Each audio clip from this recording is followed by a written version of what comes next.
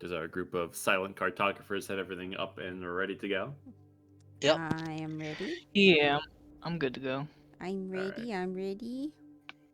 I will be Okay, quiet for a SpongeBob. little bit until my Bluetooth headphones are charged, but if y'all can stick with me for like maybe 20 minutes, that'd be sick. Fair. Could have me fooled. You actually sound fine right now. Honestly, yeah. I know. Really? Yeah, like this is Yeah. the. I think this is honestly the What the clearest I've ever fuck? heard you. Yeah. Yeah, to be honest. Don't What? tell me you're using the old Dude, pair because you okay, sound okay. fine right now. Nobody do anything to upset the machine spirit. Okay, Okay. okay, fair enough. It's fine. I've been playing as a tech Holy priest since shit. it ever came out. She's We these headphones. I'm telling you what, they're going to like detonate like as soon as I wake up tomorrow. This We is had to their last hurrah. we had to sacrificially kill exactly 12 toasters to get this to work. Nobody do anything. You're gonna wake up and look in the corner of your room, and there's gonna be like two little nooses that have just been like hung, and your earbuds are in them. Fuck no. I'm tired, boss. All right. Let's make this a public roll. Alrighty. I'm assuming Shannon is not AFK because you haven't said anything yet. Sorry, I'm eating. Fair. Got your priorities straight. Red. All right. Okay. Let's see. D6. I choose you. I Oh, can't remember who did it last time. I think it was you. Oh, it was. Yeah. 3 for this week is haha Uno reverse. It's you. Fuck. Okay, no, Who that's is fine. you? Who is we? I am me. Okay. Last time, on Desolate Creation, our heroes found themselves beneath the gigantic crystalline structure in which the Praetor was originally entombed within during the Siege of Highshire. After thwarting the advances of the necromantic fucking horde that Sinadrea had guarding this place, we found ourselves collected around the feet of the gigantic fuck-off robot in the middle of the room. We had a little bit of a debate on what to actually do with it, but essentially, we decided Kraken would use Dominate Heliostone to essentially order it to break itself and Highshire free. And as soon as that command was made, Sinadrea himself made an appearance.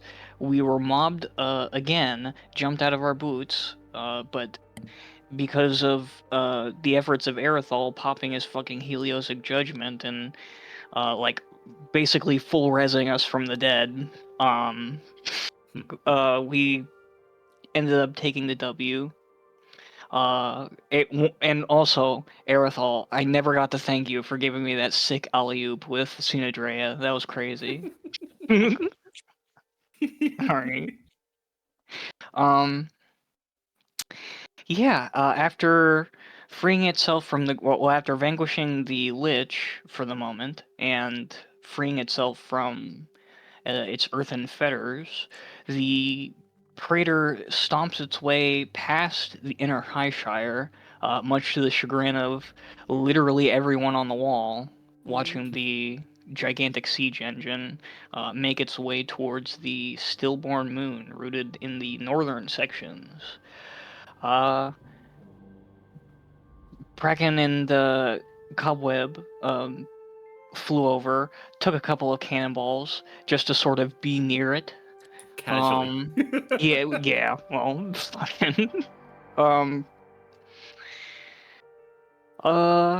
the Praetor stomped its way over, uprooted the stillborn moon, and essentially scattered Sinadrea's forces to the swamp that Northern Highshire has become. And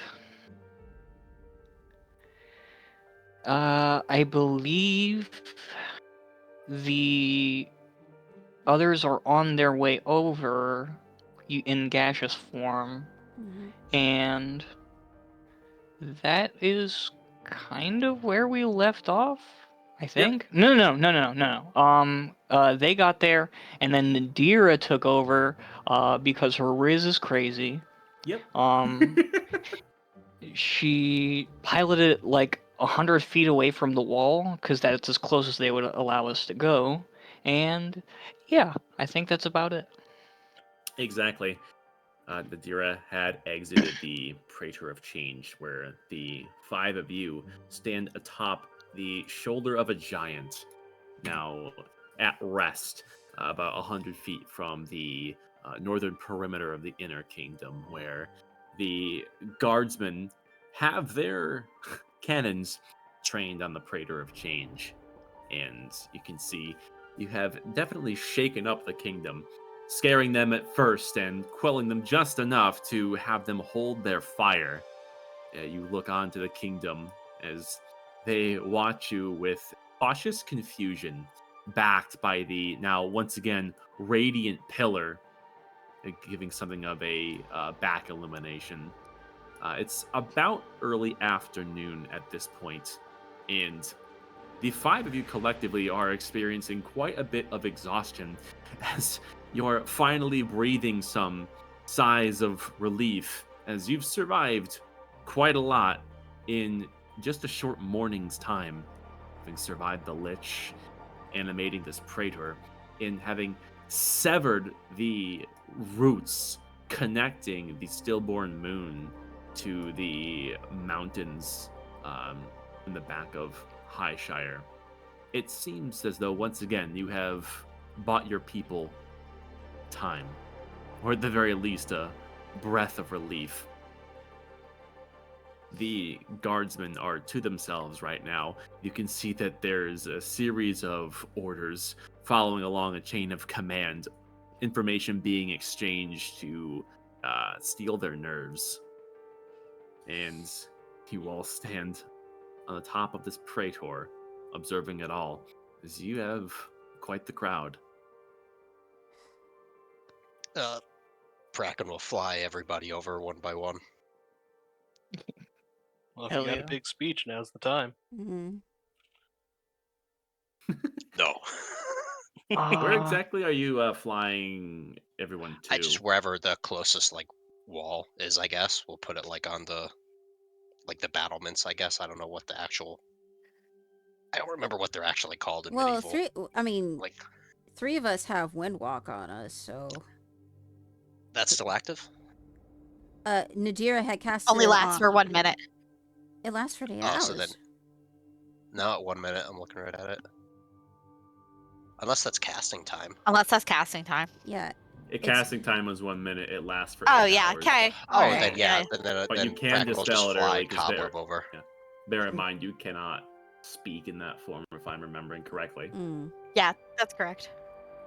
Yeah, Alright. Bracken will fly cobweb over Mm. and kind of land on the top where like the least crowded part is. Mm. All right. You do so.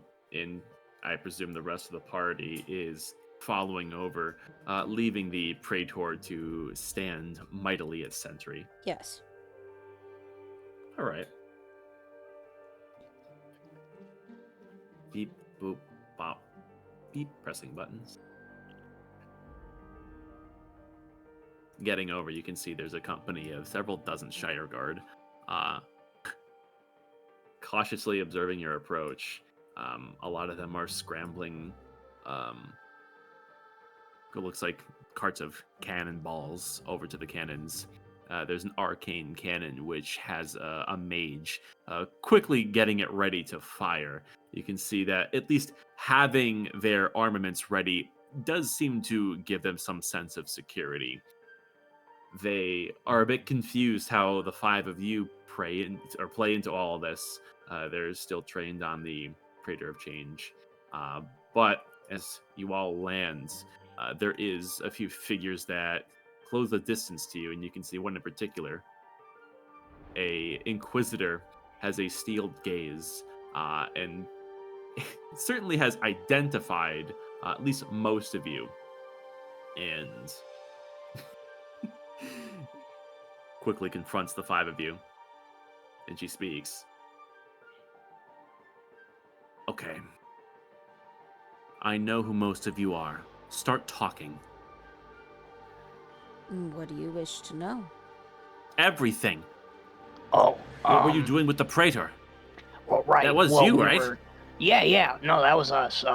We got it back. Yeah. What? That's about, it's a long story. Turns out Cena Dre had already excavated it and was holding it underground. We showed up, bullied his henchmen around, and then as soon as we started it up, he popped out, blew us up. Yeah. We ended up bludgeoning him to death though, so that was pretty cool. He's dead for the moment. I'm Yeah, sorry. he's Slow licking down. his wounds. You said you bludgeoned the Lich. He Yeah. is dead for Is the there like moment. fucking bone fragments on like his sword or something? He is indisposed for the moment. You don't know when No he'll doubt be. he will be back at some point, but Yeah. You can see that her eyes widen, and although she is in something of an interrogative state of mind, the casual news of killing a Lich has bewildered her.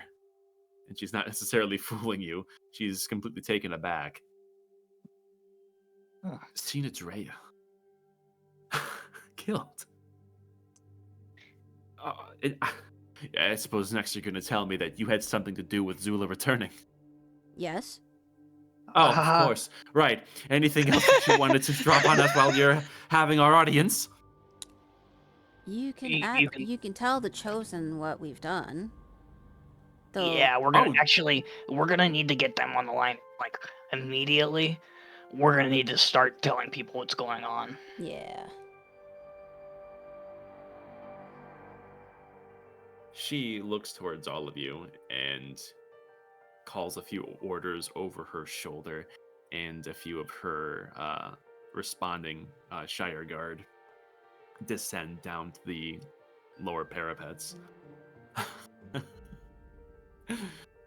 All right.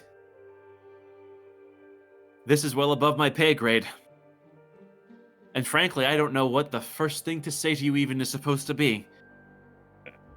You're plastered all over wanted posters, but I'm going to take the assumption that if all of this in the last, not even 24 hours was all of you, then I think that I'm usually more well composed than this. I mean, you could start off with a thank you. Well, we deeply appreciate everything that you've given the people of Highshire. We still don't know what you all are. I'm sorry. I'm at a loss. Am I supposed to arrest you or thank you or bring you to the chosen or lead you? I would say bring us Oh to the my- chosen first, because Well, yeah, if you could, that would be best probably, because yes. we need to get them on the line now. We have to Oh, arrange no. some sort of. Listen, they're aware of what you've done. Well, at least not the Lich part, but this Praetor. I'm not even going to ask how you managed to get it to animate. If what you're saying is true, there's going to be immediate and severe retaliation from Sin Andreas' forces. They've already started attacking us in greater and greater numbers. We have that effect on people. Well, for the That was the moment, plan in the I end mean, unless anyways. they're going to start swarming around like ants, we have pretty thoroughly kicked the nest. I mean, wasn't that his plan anyways? Eventually, he was just going to storm over the rest of the survivors of Highshire. I mean, not wrong. I can have the lines of communication established. I can relay what has become of Sin Andrea. As for all of you, now that my head is finally slowed down and spinning, I'm going to recommend that you all lay low at least until we can further assess the situation. As much as you all seem to be 5 new chosen, I suppose. I'm sorry, you should stay out of sight for a little while. Let us assess the situation. Okay, how do you suppose we do that? Well, you disappeared for months on end before you showed up just now. It seems as though you have your way about disappearing. The first time was literally circumstantial. And to be fair, we're kind of in no shape to. I mean, like, we talk about it like it was a casual feat, but to be honest, it took quite a bit out of us. Performing miracles is no small feat. It takes a very great physical toll. I can see that. Respectfully, you all look like shit. Yeah, Uh-huh. Yeah, fair enough. yeah. Yeah.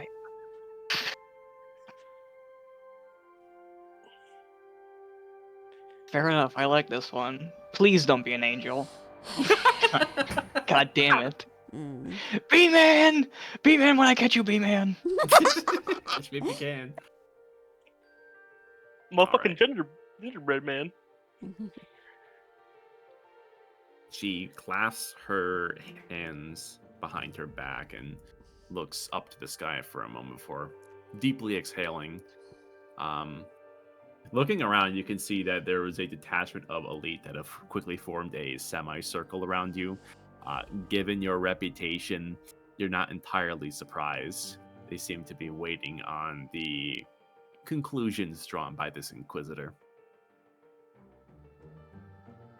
All right, I suppose I can tell the chain of command that the Praetor will not be assaulting the pillar now that it has re-illuminated. Mm. That's a relief. I can further tell them that the Lich is now indisposed. You said you bludgeoned him to death, but you also said... I'm sorry, but most of the undead that we have beaten down, we shred to pieces, and that's that. You think he'll be back? Oh yeah, there's no question. What makes you think that? Liches always have contingency plans. They, How do you know this? I mean, You don't live this long by being dumb. Well, Dagny is of the arcane persuasion. She knows just a little bit about liches. I can't tell one from a hole in the ground, but that's what she says, so. The Inquisitorial archives have a plethora of information on aberrations and creatures that seem to betray death, and we found shockingly little on what Sinadrea actually is. And you mean to tell me that you casually know more than us? Would you care to share? I mean, No, walks away. I can. Just don't know if you want that information out in the open. And she just gestures to them being outside. She kind of lowers her head and glares to a point. Very well, then let's address a change of scenery, shall we? Come with me. All right. And with that, beep, pop, boop. Do some clicking.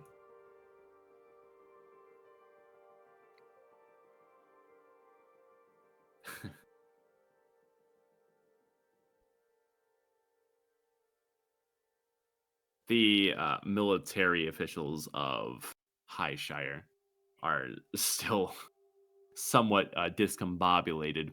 You can see that in recent days, they've been a bit strained. So having such a quick and severe response to something so unexpected has shaken everyone up.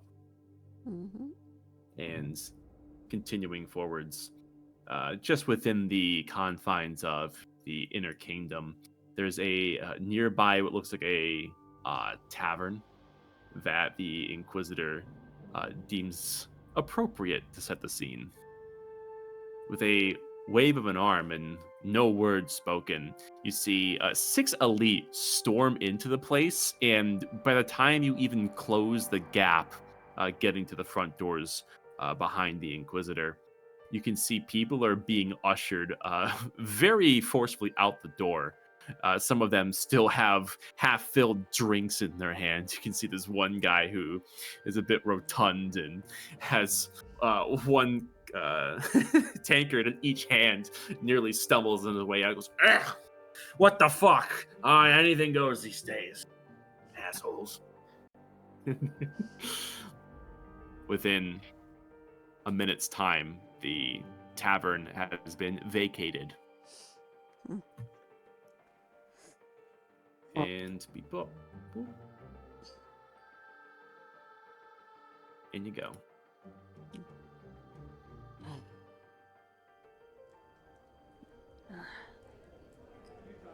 Touch is familiar. It's been a long time.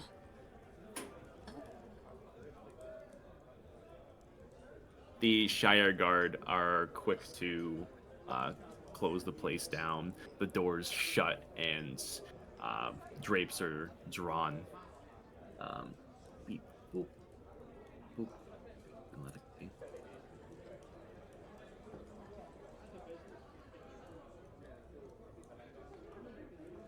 And you're all seated at a table, and there's some half-eaten food that's still on. There's a couple of drinks, which a few guardsmen just hastily scoop up and bring to another table.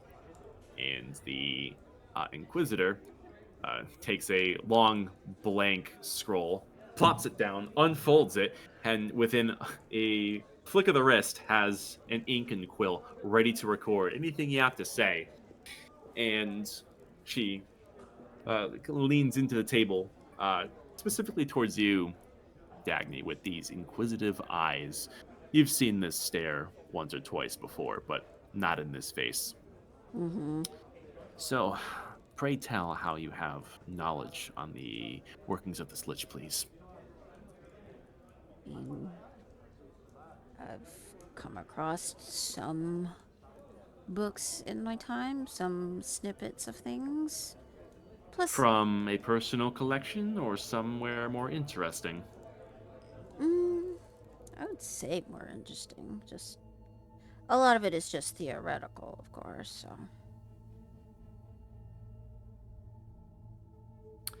Very well. Continue. well, with liches being as long-lived as they are, and one as old as Sinadrea is, him essentially being around of the time of the genocide, he's obviously found a way to extend his life to the point where he does not look human, of course. In fact, from our close encounters with him, he's probably somewhat angelic in a way. There were wings on him. It was strange.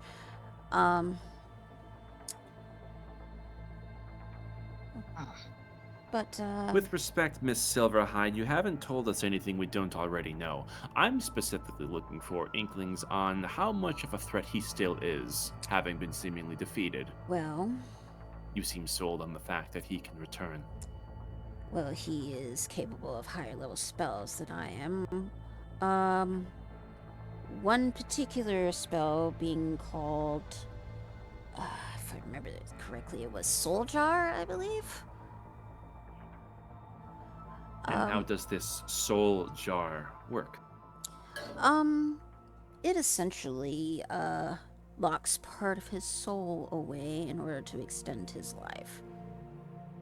And it doesn't essentially have to look like a jar, it could look like anything. Probably something significant to him. Dagny, why don't you roll history since you're going into this kind of description unfoundedly? Eh.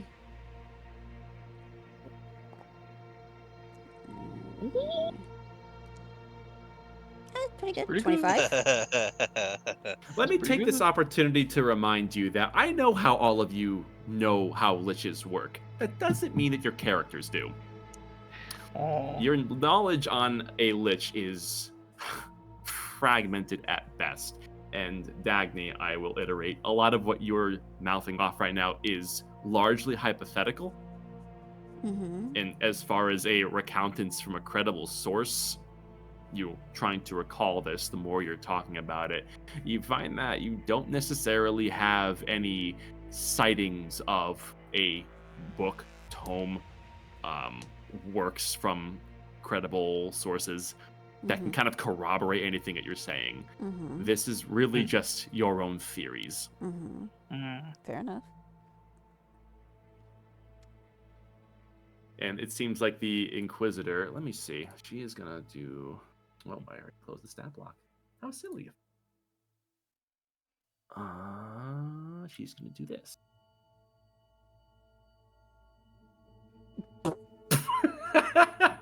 There's a lot on her mind. Mm-hmm.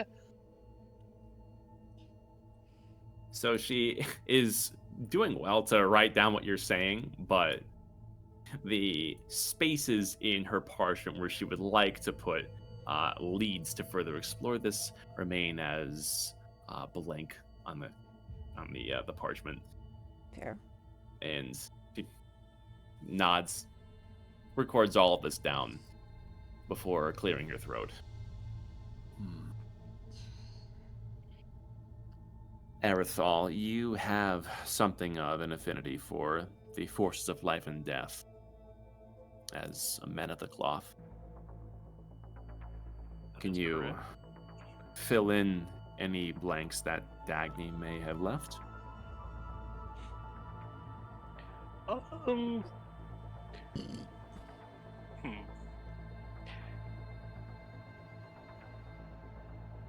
Well, we do know that there is magics to revive people.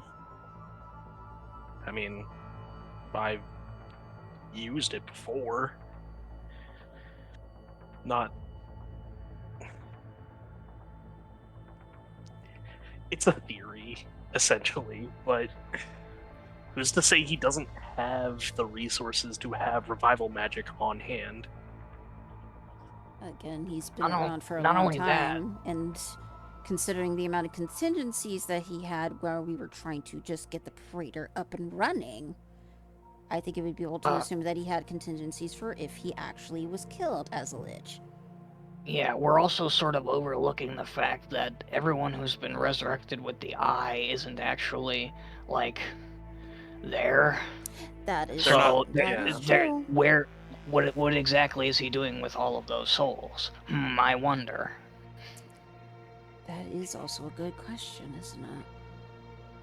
This may explain the order that was issued to all of the Shire Guardsmen that Flamehearts, regardless of any circumstances, are now to be treated as enemies. Attack on sight, as a matter of fact. Yeah, but at the same time, it's a little different. Because Anyone who's Yeah. been revived by the Lich, we have reason to believe are puppets. Anyone who hasn't likely isn't undead. But Unfortunately hard for to us, tell. drawing that line is rather blurred. I mean, we've had some interaction with the Flamehearts, and they seem completely normal. when they You can were s- exposed to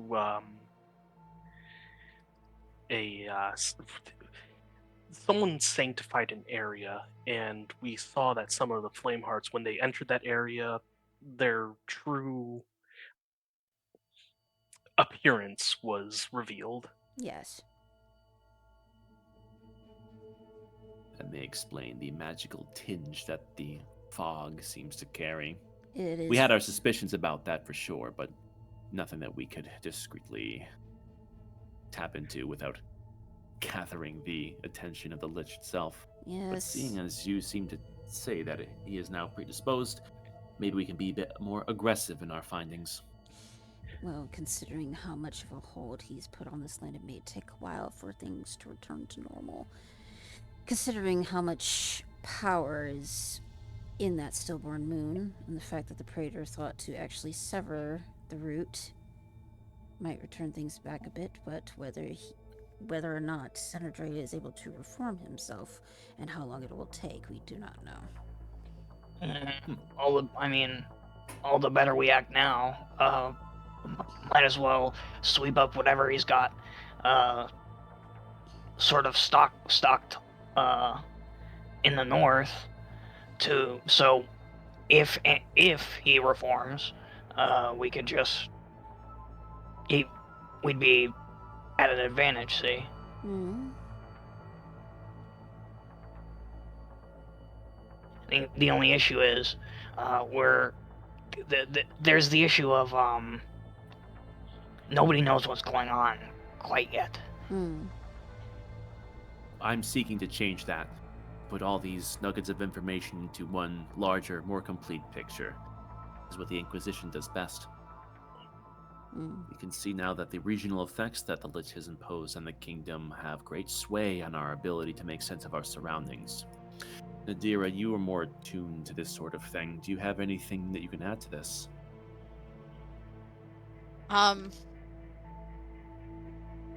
Not very much, other than they've kind of already said it's gonna take a while for it to A, clear out. B's, it's a pretty heavy influence that seems to come more from him rather than like a magical influence. So it's not gonna be easily cleared out by anybody here probably. But definitely is fucking with it. Mm. Our scouts on the wall reported that you were the one that emerged from the back of the Praetor. You were in control. Yeah, that was surprising to me too. Surprises are in abundance these days, I assume. All right. Well, considering we bought ourselves an avenue of time, is there anything that Praetor may be able to do that could further help us? Anything that you tell us about this large asset?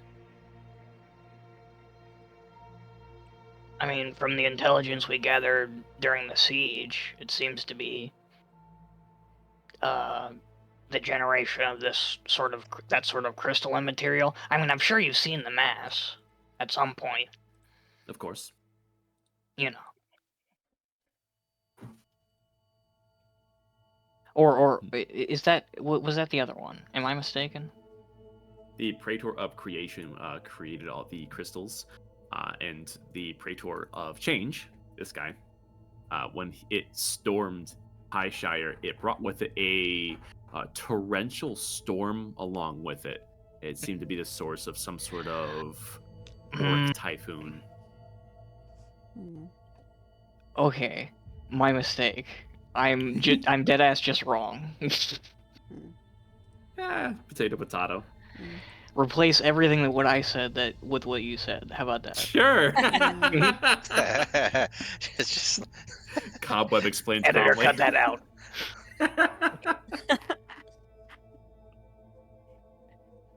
All right. Let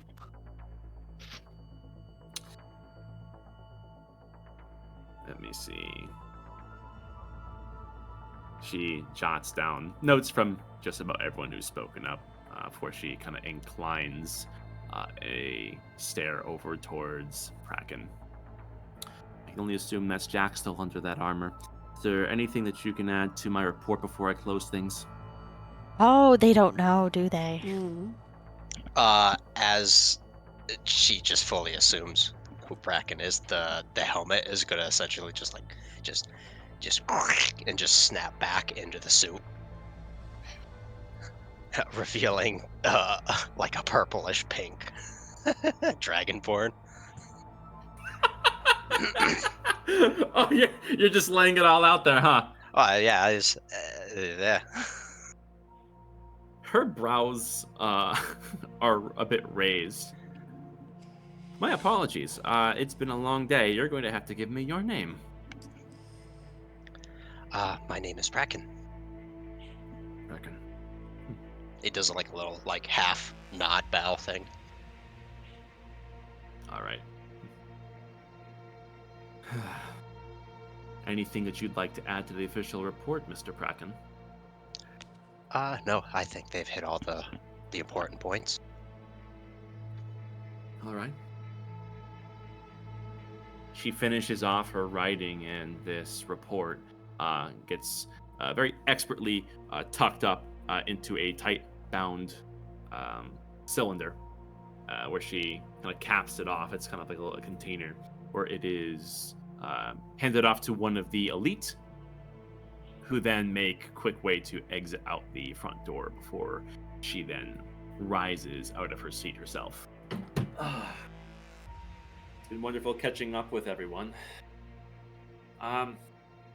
Don't think of this as protective custody, but we do need to further assess the situation before we let people with your reputation go bouncing around any further. I'm sure you understand this is entirely a formality. I mean, obviously. We've got our own trust issues, so that's fine. It seems as though you all have earned the rest, and given that we have hold of this tavern, we will let you choose any of these beds that you would like to hang your hat with. We're not long from introducing a new venerator, and now is an excellent time to put this information to use. You've chosen someone. Trust the process, Silverhide. Anyone we're familiar with? The Inquisition will deal with the intricacies of that, I'm afraid. Right. Yeah. But keep that curiosity about yourself. It will have plenty application in other areas. Hmm. In the meantime, I'm going to be away now. Oh, where are my manners? My name is Inquisitor Mira. Hello, and goodbye. I'm sorry, I'm not really much of a people person, I'm afraid. Right. Really quick. Kava's gonna summon the cartographer cord in his hand. I'm sorry. Sorry. No, I know this is sudden, but could you just lay your hand on this real quick? You extend your hand, and there is a ascendant flash before her eyes. And she looks to this, one surprise after the other with this one. And she somewhat recognizes this and has a bit of reluctance. Is that your stratigrapher bauble? Yeah, the core, yeah. Essentially, angels can't touch it. It abjures them if it does. If they I'm do, under the rather. impression that nobody can touch it, lest they incur dire consequences. If you are human, you are able to touch it without any consequence. Yeah. So go nuts. We just have our own trust issues, you know? I see trust is also in short supply. But Yeah, it is. Well, There's no other with reason angels than to- about, you can never be too careful, you know. Can you really blame us after Idrifik's betrayal?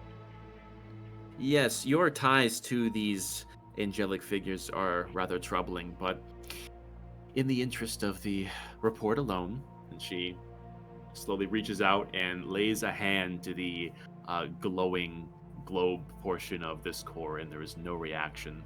And she can see that she was a bit on edge, almost as much as all of you, but seeing that she doesn't fly across the room, she exhales a bit of relief. Oh, hey, someone we can actually... trust feels like a strong word. Let's stop throwing that word around. We really shouldn't. At least we know As she's a not member- in disguise, so. As a member of the Inquisition, I don't take things personally. We're not here to be everyone's friends, only to Can't marry an inquisitor you just met. We are on the same page. See, there is something to it after all. With that, Anyway, she... I'm gonna help myself to those half-finished cups of mead over there. Yes, by all means, anything that you consume within here will be coming out of the Inquisition's pocket. So, by all means. And with that, she gives a respectful bow of the head before her, flanked with two elites, exit out the front door. leaving the tavern to the 5 of you and no less than half a dozen elites that seem to keep the place secured, positioned at larger windows, doors, and the like. But they leave you alone. Okay, so do we hate her or do we like her? I'm a bit. I like her. I mean, I say we're neutral. I'm on the Neutral fence. with the vibe. She seems like a good person, and we were able to. She was able to touch the core, so I think that should. That's enough for the time being, I guess. Yeah, well, that's the snappiness art still reminds me of a coda, so I'm still on the fence. Well, I mean, look what just happened, so that's kind of a given. Yeah, well, I don't want to think about that right now. I'm just gonna look around. Is there any food around that hasn't been untouched? That has been untouched? You look around to the barkeep area close to where the kitchen is, and you can see that there was a meal that was preparing to be distributed out to the patrons before it was vacated. It looks like a large salad bowl that has some pretty fresh ingredients. You imagine that some of the earlier reclaimed farms have finally bore their first yield, and it's something that could probably feed at least 3, maybe 4 people.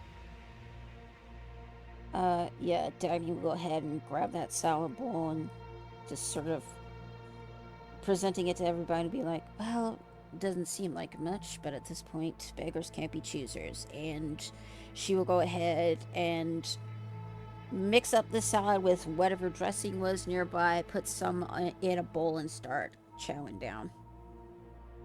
Sure. There's something that is vinegar derivative that passes as dressing. There seems to be a distinctive lack of meat in any of the nearby half-eaten meals. It seems like beggars cannot be choosers in terms of having a abundance of selection. Given the poor state of Highshire, it seems like the food around here has suffered to a certain extent. But still, food is food. At least it's not rations.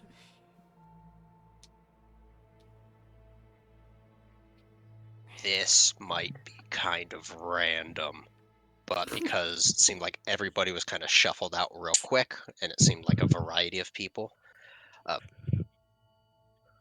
Kraken wants to take a look around and see if there's any, like, crossbows or anything like that that have been left around. Okay. Roll investigation. Cool, I have to do it at disadvantage. Mm-hmm. Mm-hmm.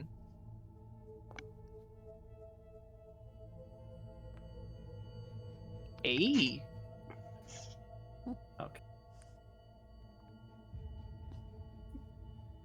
Let's lighten it down.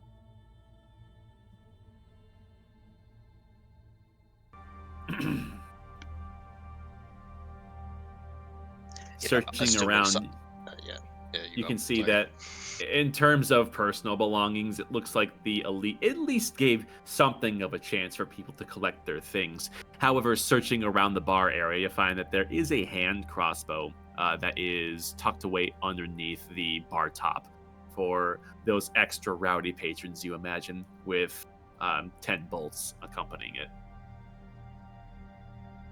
That's wasn't what I was really looking for, but I guess it'll do for the time being. And while everybody else is kind of eating, he's just gonna take it apart and hold on to all the parts.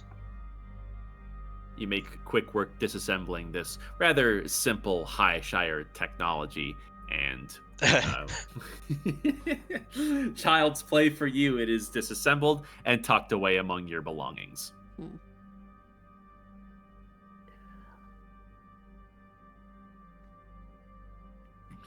That's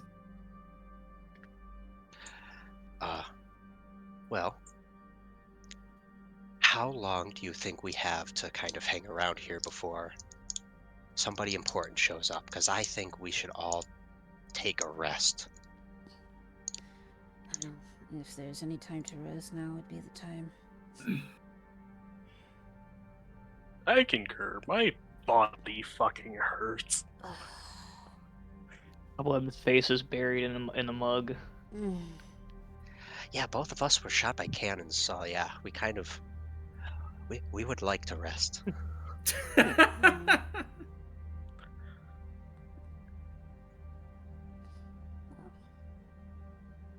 Might as well take the rest while I can get it. Move the salon. Mm-hmm. Yeah, and I guess if that's the general consensus, Praken's gonna look for like the first Yeah. open room. Yes, there's a collection of rooms off to the side, 10 in total, and they each have a pretty good sizable bed, kept in tidy order. It looks like only maybe 2 of them had been recently used, and they are probably the nicest thing that you've seen in terms of something to sleep on in quite a while, given your last rest was on Heliostone. Mm-hmm.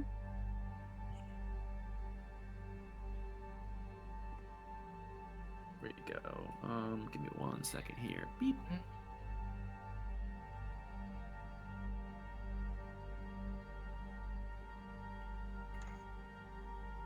I presume everyone is making effort to take a load off. Yes. Yeah. Oh yeah. Who is currently in possession of the member key? I believe That- is. I think it Me. would be Yeah, in it's the bag. Nadira. Yeah, it's Nadira. Okay, never mind then.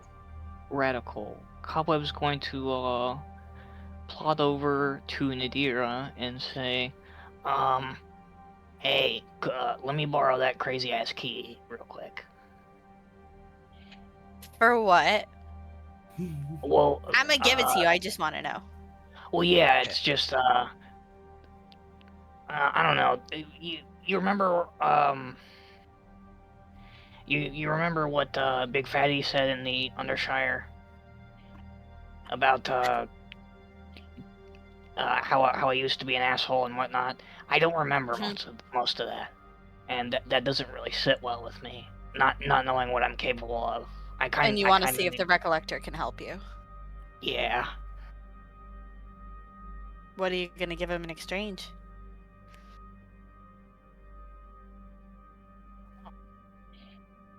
Bye, Muda. Can you can hear me? Yeah. I can Oh. hear you. No, Yeah. we can hear you. Oh, okay. My audio cut Radical. out. That was my fault. Oh, you're alright.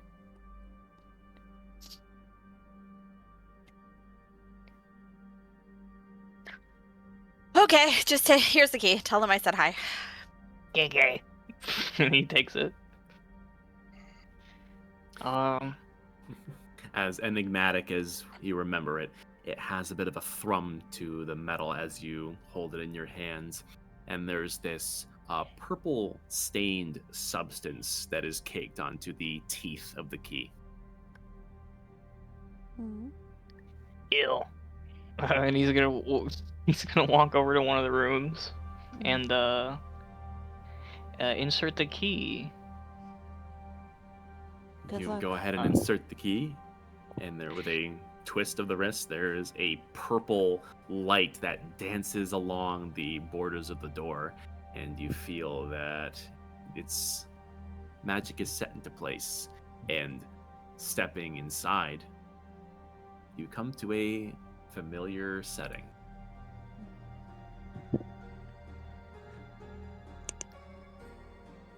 Hey.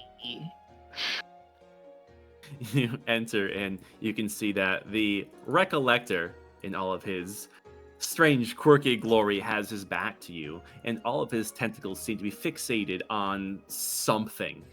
And as you enter and give your greeting, you can see he jumps very suddenly within the liquid of the vat and quickly fumbles before turning around.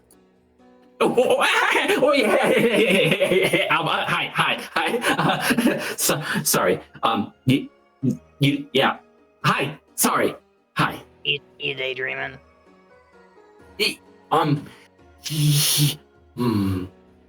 Yeah. Yeah. That's what we're gonna call it. I was daydreaming. Definitely. Okay. Anyway. Yeah. Immediately to business.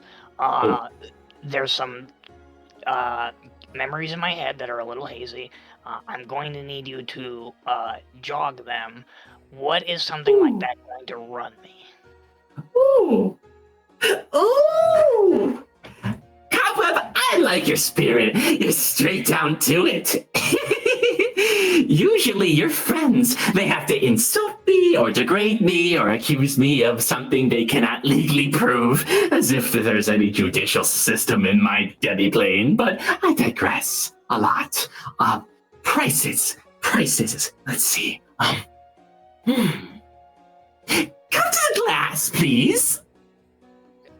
And he's gonna walk up to the glass and like what do you want me to do? Stand still, boy. Jeez. Okay. Oh, yeah. Aha! I thought I recognized that scent. Among many. Ugh. I'm going to err on the assumption that, okay. Pause for a second. I have taken from your skull before. That much is clear. There's a hole in there. And I'm assuming that's the itch you want me to scratch. Ooh, was that weird? That was weird. I'm sorry. But no, I was just sort of no. I was just sort of realizing something. You're fine. You're always weird, but that's cool. I'm cool with that. That's fine. Thank you. Yeah. No, it was a compliment. Yeah. Oh, yeah. I meant to do that. See, okay. We're all friends here. It's okay. All right. Awkward shuffling. Okay, now I'm nothing if not a businessman. I understand that you know you're going to want something in return for this. Yeah. But I was just wondering if I could get maybe a discount on how important the memory has to be, considering you know the shitty hand you dealt me last time. Well, no hard feelings or nothing, but that. Hey, the house always wins. You should learn your lesson by now. But there are some things in there. If you're lucky. Sorry, what do you say? I knew coming here was a risk. I want to draw more cards now. Oh, God. Oh, let's go gamble. My brain was kind of hoping. Let's go gambling.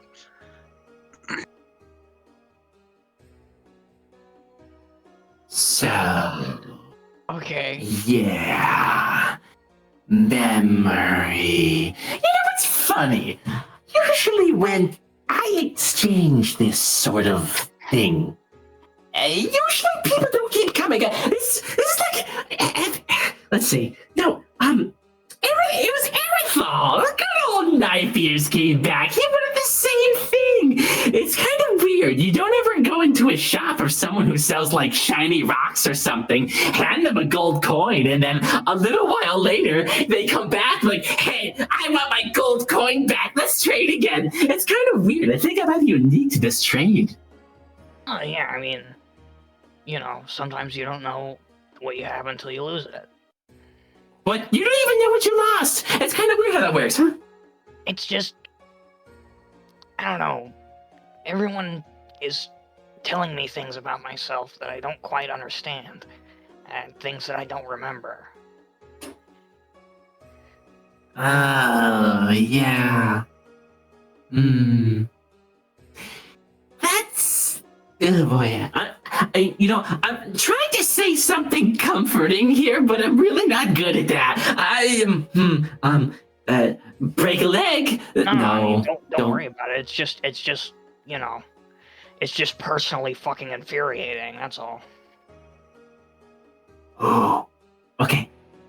So, let's lay it out, you know, one foot in front of the other, not breaking a leg.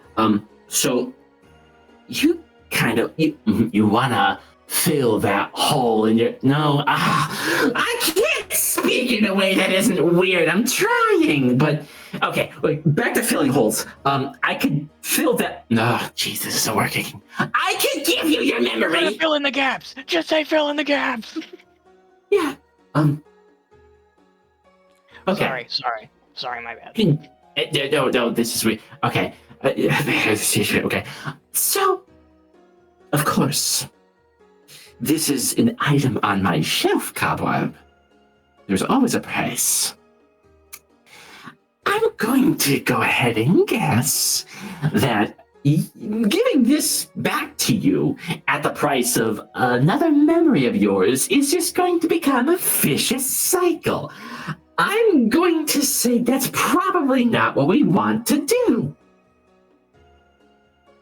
So that means I have to adjust my price model. And there was something else I sniffed on you. I've been waiting a while to try this. Yeah, fuck it. Let's do it. I'm gonna need a favor from you. Is that Ooh. right? I smell a bag of holding, but I don't see one on you. No, not on me. My companions has one. Now, what if I told you I can make it better? Experimentally so. Now, I'm not gonna get into specifics on why I want this because there's a lot of things that I want that I could not even begin to tell you why. It's not important. The whys aren't important. Only the whats and the what's it's. So how about this? Whoever has that, bring them in. Put the bag in front of me. I'm gonna do a little wibbly wobbly with it. And maybe something will happen. Maybe something won't. It's just there's an old memory on my shelf way in the back. And I've been wanting to read it for a bit. I think that's fair game. Let me do that, and I will attempt to restore what was exchanged. What do you say? Throwing a pull from the deck, and you got yourself a deal. You want to pull from the deck? You want to draw a card? Yes. Let's go gambling. Let's go gambling. Sure! I can have that arranged. Okay. Yeah, bring the bag bearer in here and we'll make it happen. Okay. I'll be right back. And he Have fun. Leave the door open because if you close it, you might not be able to come back for a little while. I don't want to wait. okay. And he like, Shimmy it with like a book or something. Yeah. He props it open like a rock. Or better yet, what is it? He pulls Tim Petty out. He rolls him out of his backpack like a Bakugan, and he's like, "Hold the door." Jesus. Oh fuck. And he walks over to the deck, and sort of. Well, like where is she? Is she like brooding somewhere? I mean, Undoubtedly. I imagine that after she ate the salad, she went into one of the rooms to just lie down. Well, what is it? Cobweb knocks on the door for him. Hey, hello. What do you want? Sorry. Oh. Fucking. Not even gonna ask. Dagny. So I was talking to the Recollector, and he said that he is willing to fuck with my memories or give me my memories back in exchange for he wants to do an experiment on the bag of holding. What? Yeah. Now listen. He said it's an improvement, and it's an old dusty memory, and that he's had in the back for a while now. He wants to try. Okay. Well, is it an experiment or is it an improvement? How is he not sure? Are we talking Well, he about the said same Shadow Man? He did say it was an old. He did say it was an old memory. Oh, so that means that he gets to experiment on something from an old friend of mine? Please, Dagny, this is important to me. Like, why? Why is it so important for you to remember why you were an asshole?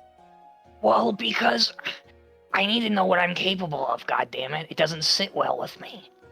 I have to face who I am, and the fact that I couldn't sort of makes me fucking sick. This is really important to you?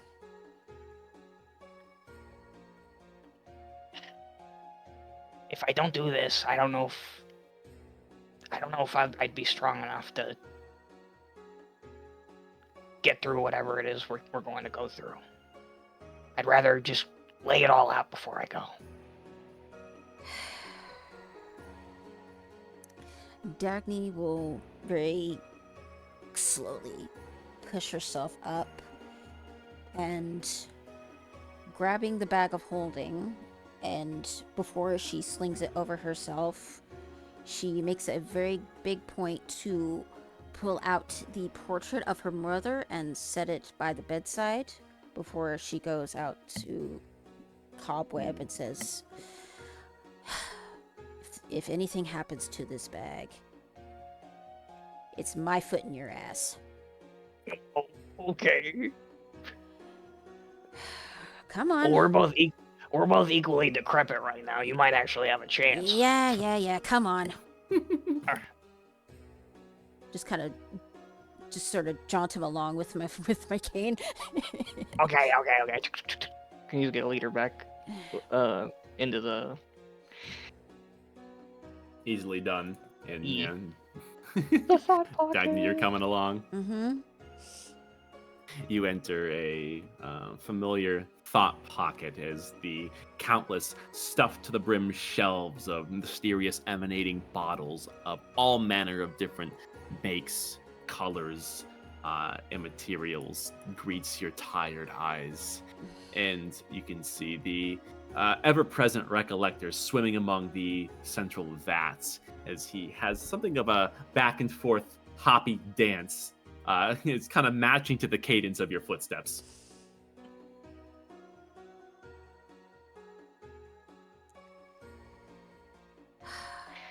Hi, hello. I brought the smart one. Oh, where are they? Funny. I'm just going to move past that for now because I'm exceedingly exhausted. What is it What you I want do? to do with the bag of holding? Oh, right. Yeah. So, it's like,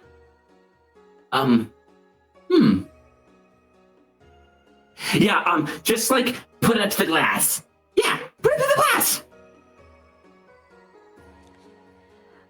She will go ahead and take the main strap of the bag of holding off of her, and before she presses the, facsimile of a face onto the glass, she says, if something bad happens to this bag, I'll make sure that key that brings us here is destroyed. You understand? Oh, I'd like to see you try that. Do it. Just forewarning as she presses the bag against the glass. You have a knack for trouble. Anyways, just gotta focus. Okay, it's been a while. You look as these ethereal purple hands grab on tightly. There's a total of 10 hands in total that grab this thing excessively tightly and kind of yank it out of your hands as it raises up towards the high part of the glass where the Recollector kind of moves up and presses his tentacles to the far side, and his central eye closes, and he begins uttering something as the hands begin to glow. Now, follow my voice. Follow my voice. Follow my voice.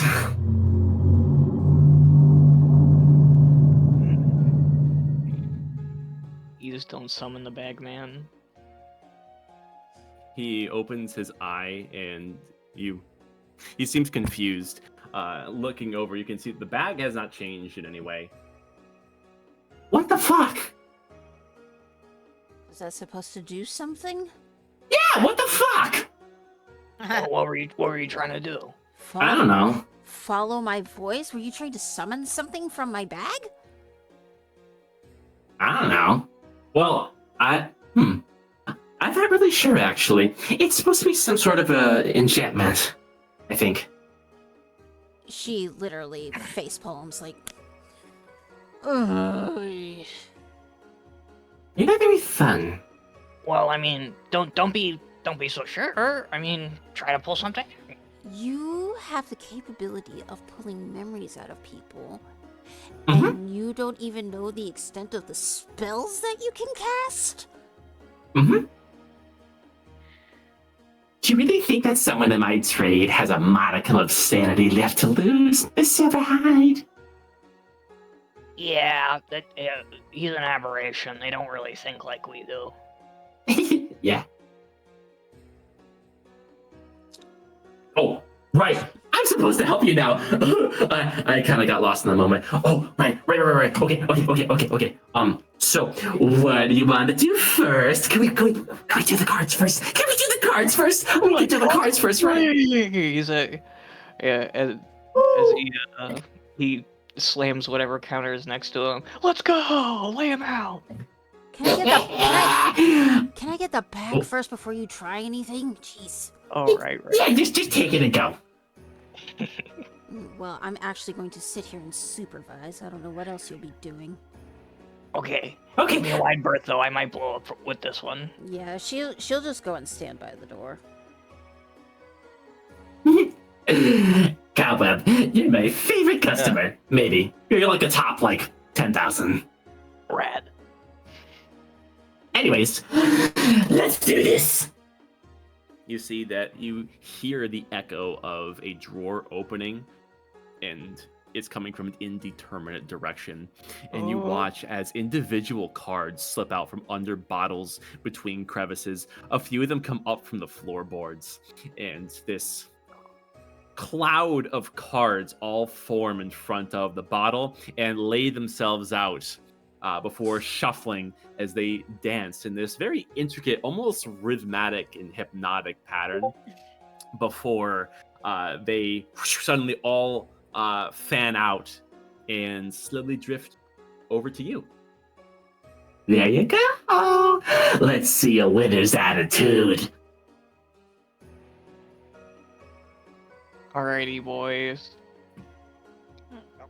B-Man, what am I rolling? I'm drawing a card. Roll a D66. Right on.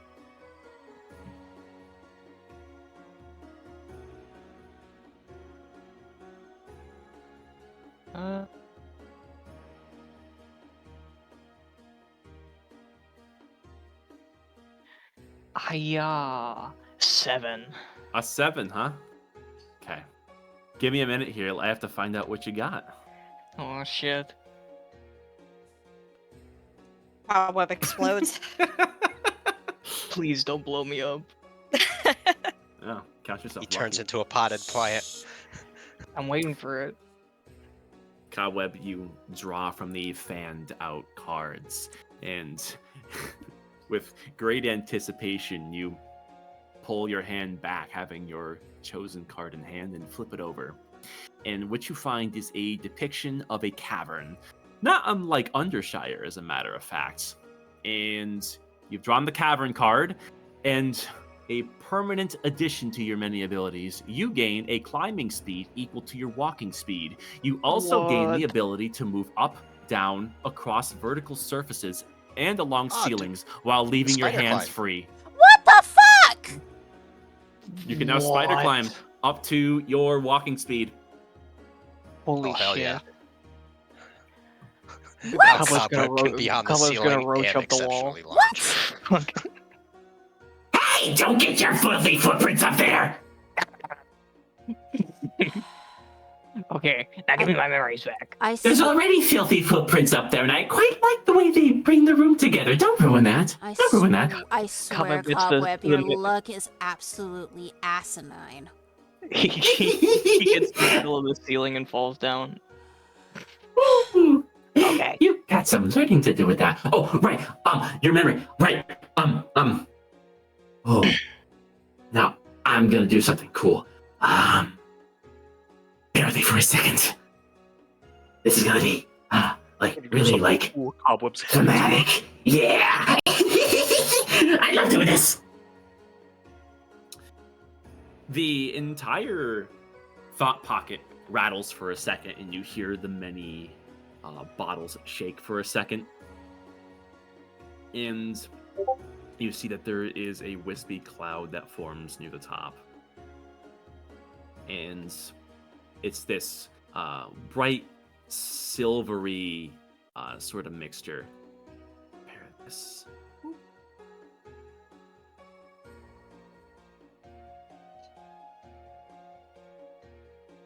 Okay. And this mixture kind of hovers over your head, Cobweb, like your own personal storm cloud looming above you. And there, it quickly shoots down, and you expect it to suddenly go up your nose or something of that description, as is accustomed with the thought pocket. But instead, you look around and you see it didn't do any such thing until you look down at your card as you drew the cavern, and it's animated at this point, as if you're looking through a porthole through time and space. The cavern on the card has changed. Oh, okay. Backstory. It's the lookout. The more you focus on this card, the more you find that you instinctually bring it closer to your face, until at some point your intense focus on the imagery takes the entirety of your peripheral vision, and the congested air within the thought pocket is washed away by the cold airflow of Undershire, as if you were suddenly transported somewhere else. And with the now cold air greeting your skin, a pain sensation greets your knuckles. And you look down and you can see that your knuckles are absolutely caked in blood. And examining them, you can see that there's a couple of teeth that are embedded into your knuckles. You examine them and they're a little too big to be a goblin's. It looks like this may be a hobgoblin's or perhaps a half-orc or someone larger than you. And with that, there is a cacophony of cheers from larger figures all around you, as it looks like you are in some sort of pit. You do recognize this fighting pit. This is where the Ordning comes to train the small and weed out the weak. You've visited this place once before in memory, in the Sovereignty Court of the South, when you had a vision of facing yourself. This place is one and the same. At the top of this pit, completely surrounded, you can see that there's members of the Ordning of larger stature looking down upon you. And it seems that your breath has become very labored and there's pain at multiple sources in your body. Surely you are battered and beaten, but not broken. And you look down, and at your feet you can see there is a half-orc that lay in a puddle of his own blood. There's the occasional choke that escapes his throat, and there's an additional spatter that escapes onto the hard stone. He's alive, but not by a large margin. And for a moment, you wonder how someone as small as you could defeat someone big like that. It almost seemed like that couldn't be the case. until something unexpected greets your shoulder. A pat from a helping hand as you look next to you and see that you weren't in this fight alone. Oh. Kick ass, Cobby. Yeah, we really showed him, huh? He sort of just looks down at his hands. You look towards his arms, and you can see that there is a series of very rudimentary runes that are inscribed within his skin. Then you recognize that this is much the same of your own runes, and you look towards your own body within this vision, and you find that where runes had just been on your own body moments before, you find that your skin, apart from the bruises and the blood, contain no runes whatsoever. Looking to your partner in crime, a name echoes in your mind. This is Novel. What is it? Sort of looking around at the jeering faces of the people he'd forgotten. Cobweb almost all at once begins to remember the sort of reason he is the way he is.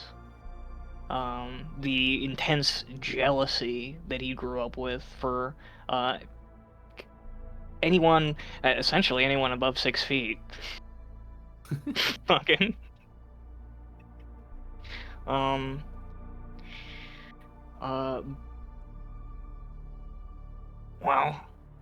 what happens now? You can hear there's murmurs from above, and you can see that there are orcs, ogres, large figures that are looking down, and as the noise from above goes on, it begins to erupt into chuckled laughter, as if there's an inside joke that they're purposely keeping from both you and Novel, and they look down at you with these entertained expressions, as if waiting for the finale. And you hear a voice echo out from above. Look at that. They weren't supposed to live this long, yeah? Yeah, that green folk that we just beat up, yeah, he was actually supposed to be the one. It was actually supposed to just clean these two up, but I guess we have to figure something out now, don't we? Hey, Pipsqueaks. There's only a seat for one right now, so yeah, figure it out amongst yourselves. If you can't, then we're just gonna kill you both. No, this is bullshit. You're joking. He sort of looks over at Novel. Can you believe this guy? He looks towards you, and the sense of camaraderie that was once on his face has been wiped away, and he's now looking towards you with almost this pain among his face, but also a rising heartbeat and quickening breath.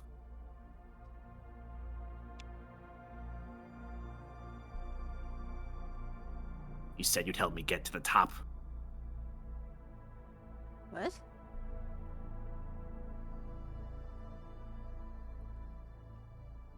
You said that you were gonna help me be one of them, right?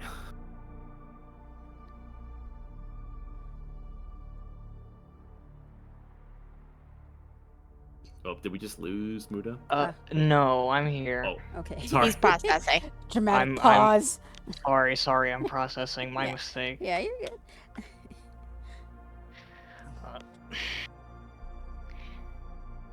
He just sort of remains silent, clenching his fists at his sides. He sort of knows how this goes, but sort of with hindsight, he's hesitant to sort of enact that. Because he is not the same Cobweb that he used to be.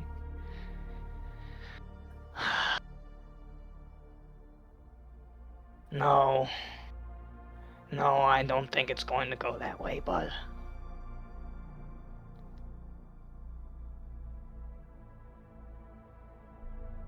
Cobweb, your words ring out, and where you expected just words to be received by Nobble, something very brutally reminds you that this is not reality. This is a memory. Before words can truly escape your mouth, you feel your body thrust forward, and all of your anger gets concentrated into one punch that lands squarely within his gut, and he lurches over in surprise. This is the final fight, and only one is slated to survive. Of course, Nobble had not been ready for this, and you took advantage of his hesitation. That one punch, before you can even process what's going on, becomes 3. Then it becomes 10. Then it becomes 30. This entire time, the rage simply washes over, and you allow it to direct your movements. Because if you are to stop and think about what you're doing, even for a second, if you show weakness, that could simply be the end. If the jackasses above catch wind of weakness, if you have any time to regret what you're doing, well, that's a reality you'll never see. This entire time, your barrage of punches, the first one put Nobble onto the ground. The rest simply beat him further and further into a puddle of his own blood. And it's hardly a fight. All this time that Nobble had been considering on whether to swing first, but it's an opportunity he never got because you beat him to it. Literally. And just as Nobble lay completely defeated, like the broken half-orc struggling to crawl his way to the edge of the ring, you find that the one last punch hits squarely under Nobble's jaw, and where you expect him to spit out blood, crack a tooth, you hear a deeper crack from within his head. Oh my god. Jesus. This victory is different from the previous ones, where your opponents fell and writhed in the pain that you inflicted. Nobble simply falls silent and limp. And unlike all other previous combatants, before you can even blink and the red in your eyes recedes, before you can distinguish his blood from the rest of the ground, which there's little other color than red, you notice that his runes among his body are gone. And you Oh feel my stinging God. pain on your skin. There is roars of entertained laughter above, and as your anger subsides, you fear the emotions that remain. Congratulations. You won. Holy shit. Cobweb wins the fucked up backstory award. Yeah. Oh. And Dagny, Yes. you watch this silvery cloud that was hanging above Cobweb like an impending personal storm. You watch as it descends and gets sucked into Cobweb's nose, ears, mouth, and eyes. before he goes comatose for a few seconds, wobbling in place before eventually he falls over on his ass. And whatever that was, he seems to have snapped out of it. And the Recollector, tilting his head, is looking not quite sure how to form his next words. Hey, it worked. It worked. Ooh, congratulations. Hey, you can still talk, right? Ooh, yeah, I can, yeah. I can talk. Ooh. Cobweb, Ow. you alright? Yeah. Yeah. See? Nothing bad happens. Thanks. I think I needed to see that. Yeah. Right. Okay. Well, see you later, I guess. Okay. Thanks for the cool spider powers. Hmm. As he's just sobbing. Fuck. Yeah. If he's not moving on his own, Daggy will go ahead and lead him out the door. No, Scooby-Doo. I'm fine. I got it. You're obviously not fine. You've never cried like that. I'll be alright. Listen. It's water under the bridge at this point, but What did you see? thanks for that.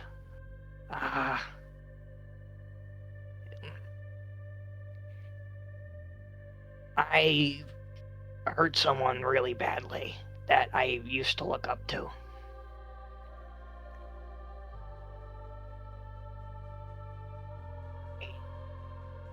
Said that I would help them reach their potential and ascend the ranks of the Ordning. But I betrayed them in the end. When it came right down to it, I chose myself. Why?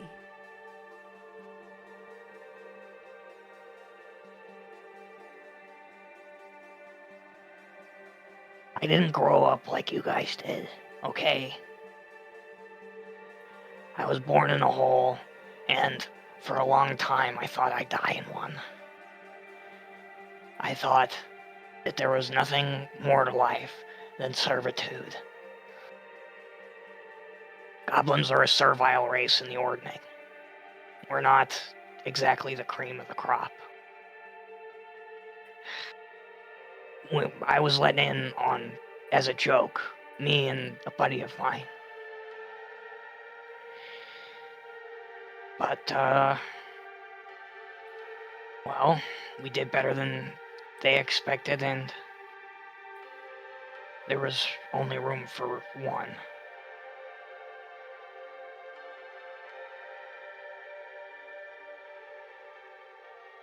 And you made the choice. I killed him with my bare hands.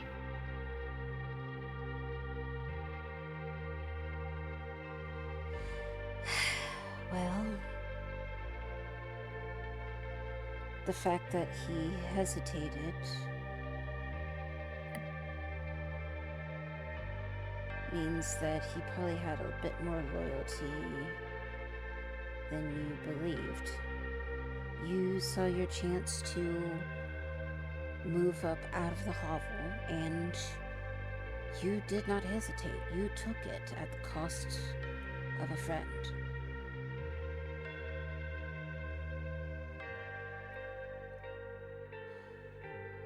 In certain circumstances, there is nothing wrong with being selfish, and I think this is one of those times.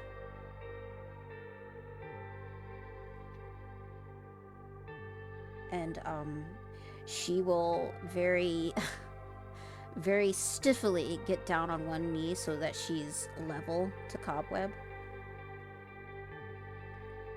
And she will go ahead and put one hand on his shoulder and say, "You took the chance and you won.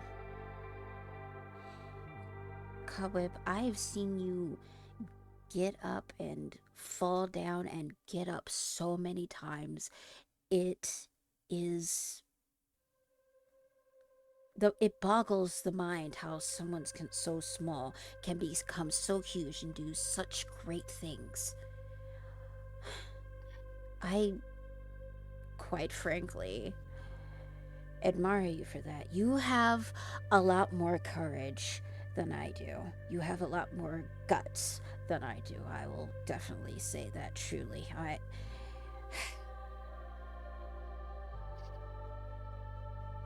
You are not just capable of being the biggest physically, you are the biggest in spirit. And quite frankly, the fact that your friend didn't take the same chance that you did, well, maybe that was a weakness on his part. And what will become of me if you get that chance? Would you want me to hesitate? Well, yes, I would want you to hesitate, Dagny. Sometimes the ends don't Dagny, sometimes the ends don't justify the means. Why? Well, I mean, I agree that it got me where I am, but to say that there's nothing wrong with that, I don't know. I appreciate what you're saying. I really do. But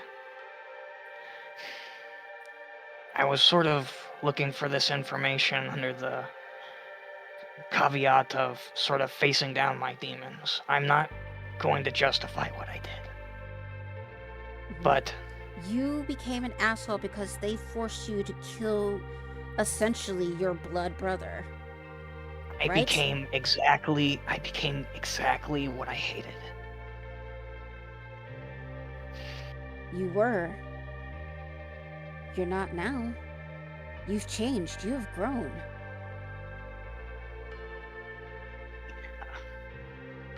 In the absence of these memories, I guess I have. Yeah. Maybe that's I what can take solace in that, I think. And maybe that's why you gave the Recollector that. Because you know you've changed and you don't want to keep dwelling on the past, right? Yeah. I think I might have just been weak, but I'm not anymore. I think I can handle this. Thank you, Dagny. I really can't explain how much this means to me. Yeah, well, you are the biggest, my lord, and we kind of need that right now. Damn straight! And he flexes and walks off. Up the ceiling.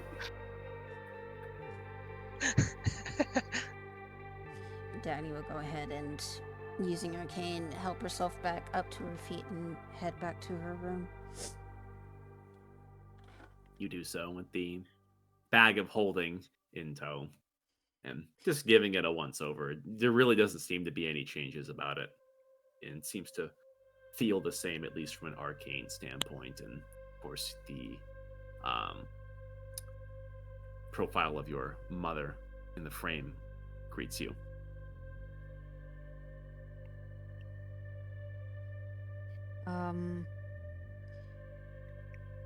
She's not going to put the portrait back in the bag. She's instead going to set it against the wall, and she is going to put the bag of holding on, on a small, side table on the opposite side of the room. Okay. But she wants it within line of sight from where she lays on the bed. Okay. So, yeah, she's going to do that, and she's going to try and get some rest. Just in case the bagman crawls out. Yeah, well, Yeah. The instant he said that, that's what I was expecting was gonna happen. Meanwhile, I'm just watching Dagny treat the bag like it's a poltergeist. Yeah, Nadira, for you having one eye open and seeing her, it's kind of an out of character movement on her part to do that. A little odd. Yeah, she'll kind of lay on the bed, sort of being little spoon to Nadira, just keeping an eye on the bag. Yay. Are you convinced the bag's gonna kill you? What's wrong? I don't know, that fucking false beholder did something to it. It didn't. He said some sort of weird incantation, but it didn't physically seem to do anything to it. But You're convinced it still might. yes.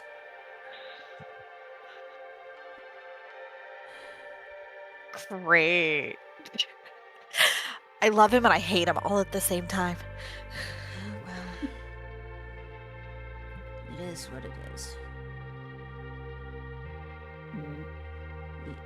Some of us have made deals with him, and we're forever connected to that thing. Oh yeah, I know that one.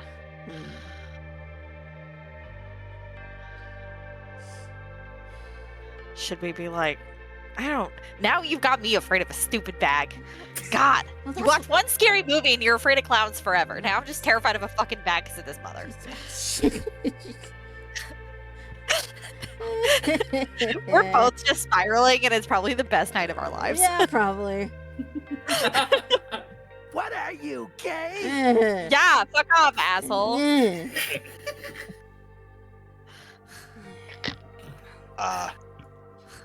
I would say now that it sounds like everybody's essentially gone into their own individual rooms, Well, Kraken is going to pop out of his and like just make sure that they're not around. And he's gonna raid the kitchen for some stuff to make something. all right. What you looking for?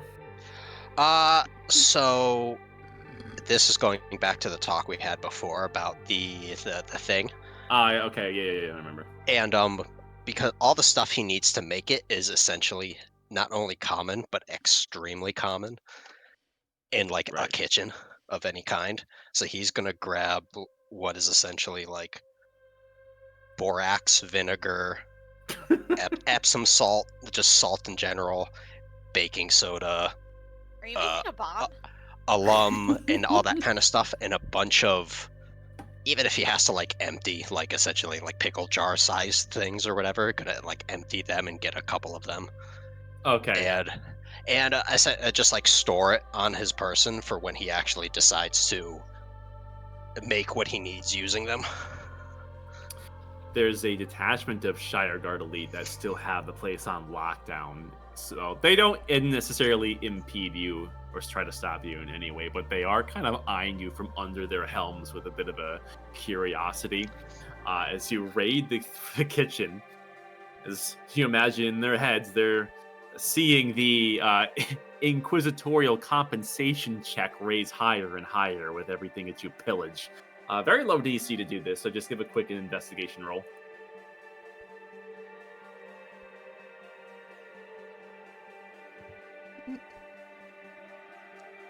Oh no! Are you kidding me? It's literally like like I could open up a cabinet and go, there it is, and grab it. What the fuck? You are going about and doing the best you can. Your exhaustion is getting in your eyes, and you're a bit more sluggish than you'd like. And reaching to a nearby cabinet, you find some materials that would suit what you're doing. What you don't see is the rat that had deposited itself into the far corner, gnawing on a few scrap pieces of cloth that, upon you reaching, disturb, and this thing scurries quickly out, and the materials that you need are knocked and spill all over the kitchen floor, unceremoniously making a mess as a rat gets loose, and now you got some slippery substance in the kitchen. Aw. Ah, shit. He's essentially just going to, because it doesn't necessarily matter that they mix currently, so he's going to kind of just grab it all and stick it in a jar and grab some other ones and everything. Yeah, with And the then just like remainder of angrily, like pissed off, like where the fuck did that rat go? As he kind of like looking around. you look around and you can see that there is a chewed hole within a nearby cabinet it has scurried into. I get it. It's gone back to its home, so I can't do anything unless I just want to like Ugh. fucking blast it or something. Mm. But he'll keep collecting the stuff he needs. And then as he's passing by the Shire Guards with essentially like a rucksack bag that's just like clinking and everything from all the shit that he's got, and just be like, the kitchen's got rats, and then he's gonna go upstairs. Carry on. You're about to head up, and then one of the elite speaks up. Hey, Yes. before you go back, you You Okay, were yeah. one of them, right? Yes. That brought the light back. Yes. What did you do?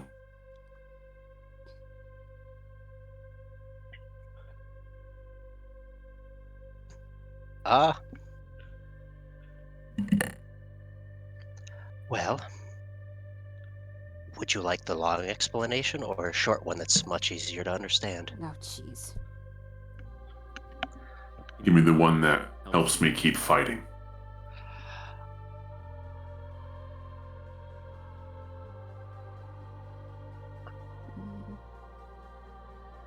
Well, well, I guess you could say we asked the planet, and the planet listened.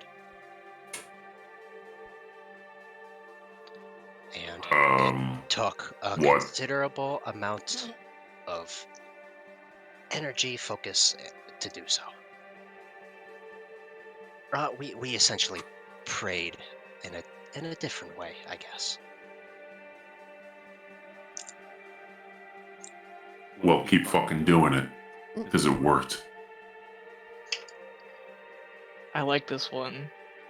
We're gonna make sure he survives. Oh yes, we're definitely going to keep doing it. We're going to keep doing it till it's done.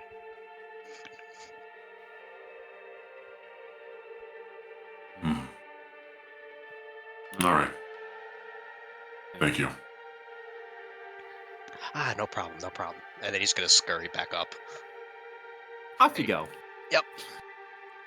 Kraken, you as a member of the Auroran Dawn haven't had a ton of direct exposure to the Shire Guard, never mind their elites, but there's something that's very human about them, taking in your words. And with that, getting the materials that were needed from the kitchen, you head back to your room, where everyone finally is able to rest, where your exhaustion upon hitting the bed feels heavier than ever before, as you just let gravity take over and you all find your beds and find yourselves deep in sleep very quickly, having a company of protection for whatever it's worth. And with that, we will long rest. Mm-hmm. Nice. And once you got the long rest in, we're going to take a 15. Yeet. Radical. Alrighty. 133. Holy shit. Jesus God. Christ. God, bro. All right. Yes, that's a tough feat 15. for you. Yep. That's what happens when you get hit by a cannon.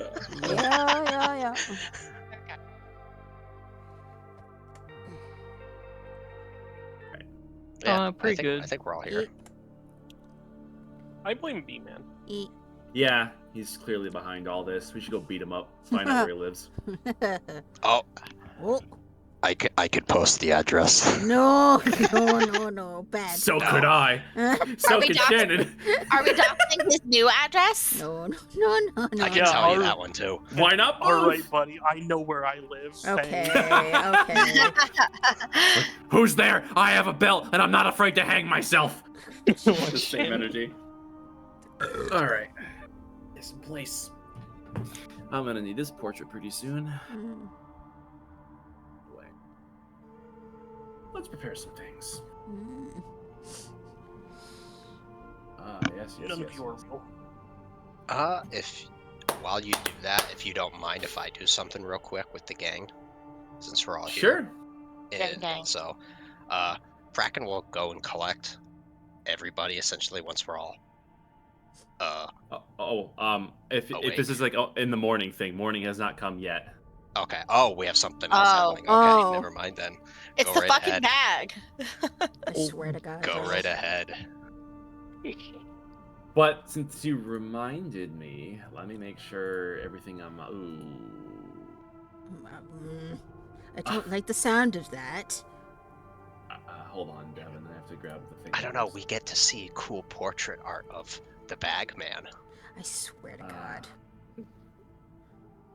Please hold.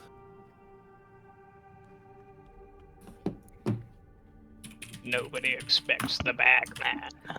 I was so Well, like, close to the getting one of Recollector my players Essentially, with the just bag man. go fucking Bloody Mary 3 times in a mirror to Dagny's bag. I swear to God. You ain't sweating was- shit. I was so close to getting some of my players with the bag man, Mm. and they essentially like woke up and like they both scared each other, like it's like the scary movie scene where they just scream at each other and then he retreated back in the bag. Because it was like really good rolls compared to his really bad ones.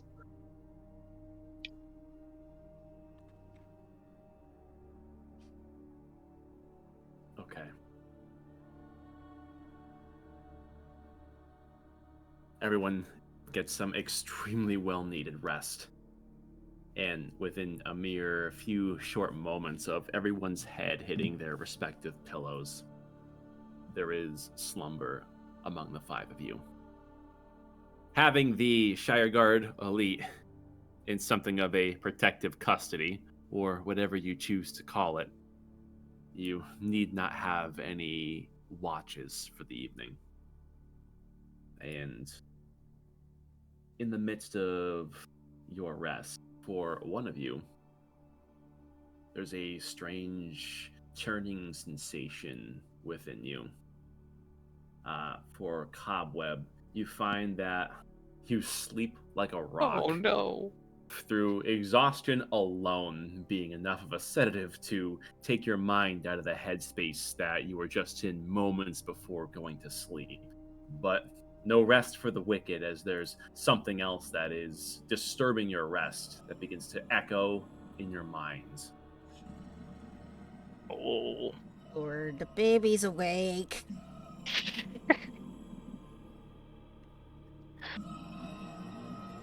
You can feel the connection to Corral agitated in your rest, as if something has stirred it.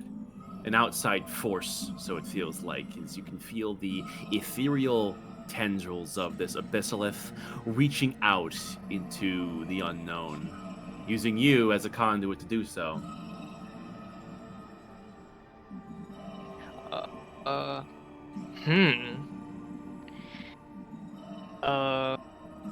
I mean, I guess Cobweb will attempt to like reach out with his mind and sort of say into the empty echoing cavern of his skull, "Hey, dude, knock it off. I'm trying to get some sleep." Ooh, fuck off, 5 more minutes. We cannot rest. Not. Something stirs. Our lifeblood. I must reach.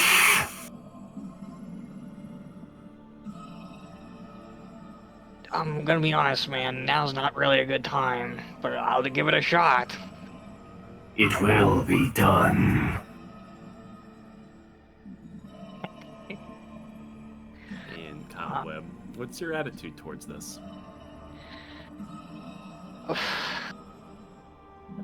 You said that I almost got the feeling that he was sort of pinged somewhere else. Could I maybe try to get a matter of fact, let me ask him. Hey, what are you doing, by the way?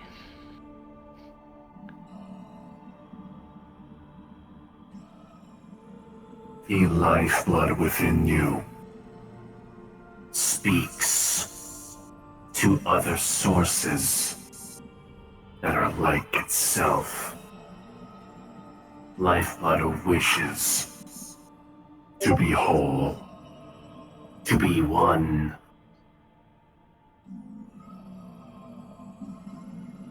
Okay, I think I'm kind of okay. So, how would we go about reclaiming that lifeblood? You said that you sent something nearby, Yes. perhaps, or within me, maybe. No. From somewhere else. A separate source calls. You have but to allow me to reach.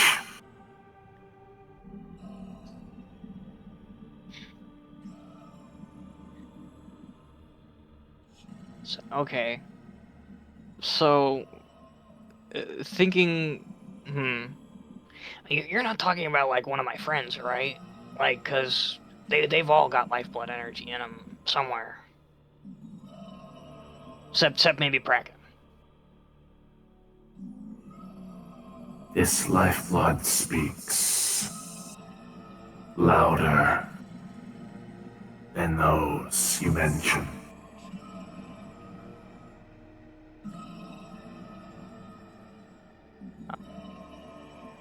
For Ooh, Buddha, I think we lost you. oh, is that right? Can you Oh, there you hear are. me? Oh, sorry, went I out for might a have clicked second. out there. Yeah. That's fine. Okay. I mean, do you have any idea what to look out for? Not look, but feel. An urge to learn more, to pry, to connect. I know not why. All I know is I must.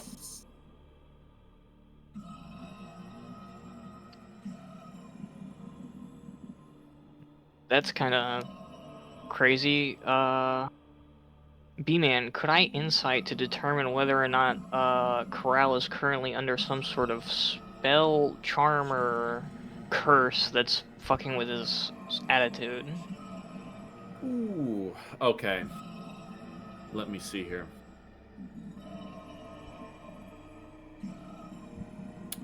Let's call this a wisdom roll to determine if you can find out what's really going on here.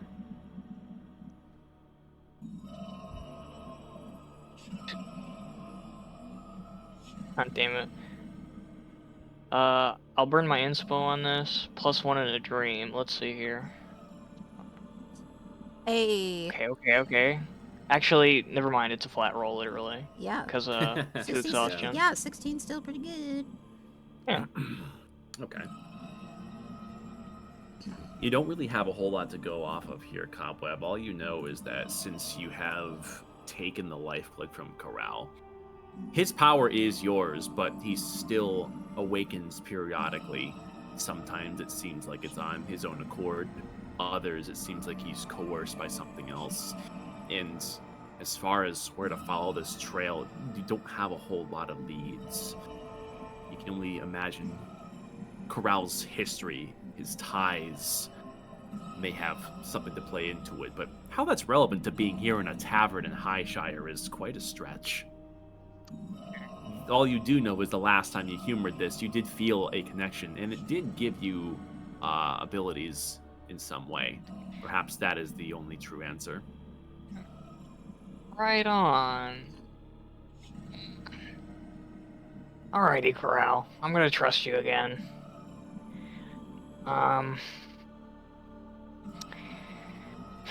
So you said to reach out and feel, right? Like, metaphorically, like with my brain. I will do so. You Yeah. have but to allow me, lest we compete for control.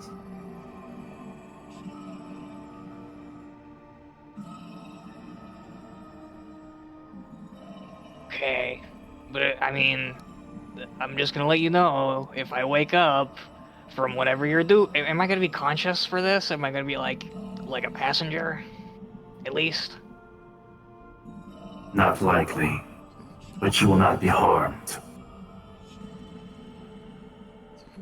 Wow. I'm not gonna lie. Corral, I really don't like this, but... Oh, shit. Damn, I don't know if I should trust the crazy octopus being sponsored by the spooky star cloak man. Hmm. Shit. Fuck it, we ball. Go ahead. All right. And with that, you feel Corral reach out and touch this distant lifeblood. It's the same source as before. It's very small, relatively speaking, but familiar. And you can feel this kind of anxiety that was within Corral ease itself, as if this has a pacifying effect. And from your perspective, some time passes, but nothing major becomes of this. After a good few moments, you can feel this influence from Crow recede, and he slumbers once more.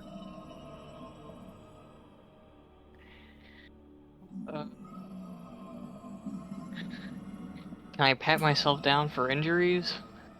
Sure. You quick Was I once over. roofied? What happened? Yeah, make Okay. sure that there's nothing wrong with you. No weird sensations. No unassuming wounds. Nothing to speak of. You just feel tired. Anything missing out of my pack? Did the motherfucker rob me? A quick check from everything checks out. Nothing changed. Mm, Yo, run them pockets, okay. bitch. Alright. I guess that's that, for fuck's sake. And Cobweb just pulls a pillow over his head and he's just like, oh, fuck. All right. Okay.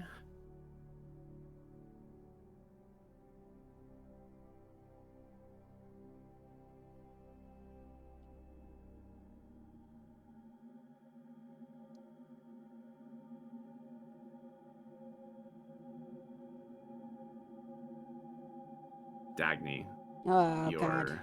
rest is quite peaceful at first, were it not for the aching within your own body. You welcome sleep.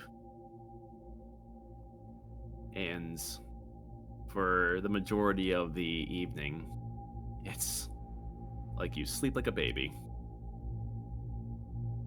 But in your time resting, there are periods of unrest that come and go. But eventually, you're not sure if this is just part of passing dreams or something more. Sleep is a funny thing. But there is a sensation that begins to gleam your senses. Something rhythmic. Footsteps.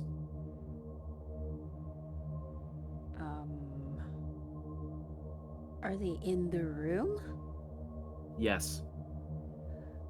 Immediately opening my eyes and looking around. It's Cobweb running around on the ceiling. Fuck off. Right. Make a wisdom saving throw. I swear to God. Oh my God can't save you now. Just roll the dice. Oh, 24. damn. Where's that disadvantage? Didn't we just long rest? Actually, hold on a second. What level are you at right now? After the long rest, I'm at level 2. I'm going to be nice and just let you keep that then. Okay. Let's see, 'cause we're technically not done long resting, but it's fine. There is a sharp pain in your head. Visions of your mother come flashing before your eyes, and you shoot your eyes awake, and there is 5 distinct pinpricks on your forehead that are the point of origin of this pain. A hand laid upon your head, and as your eyes shoot open, a pair of eyes are looking back at you. Oh. Really, dude?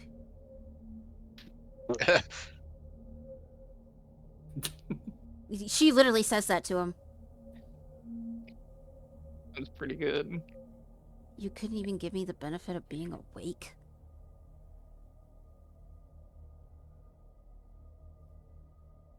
He looks down at you for a long moment, and you can feel him, without even responding, press harder into your mind.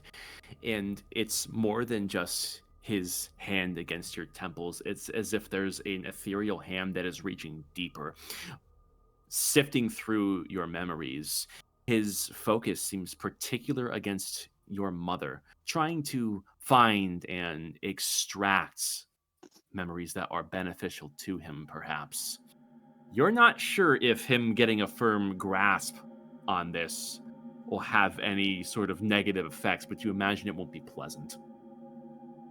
Well, he didn't want me to resist last time, so I'm not going to resist. In fact, the fact that I saw flashes of my mother means that I may see something that I don't remember. So I am going to allow him to keep digging and seeing if I can peer in on what he's trying to grab. I will grant you the wisdom that this is not a pleasant sensation. But if you're choosing to allow him to continue, I presume you are lowering your guard and allowing him to proceed forth. The fact that he's continuing, yeah, I'm not resisting. Okay. There is a sharp pain that begins to ring out in your head, and visions of your childhood when your mother was present come echoing back.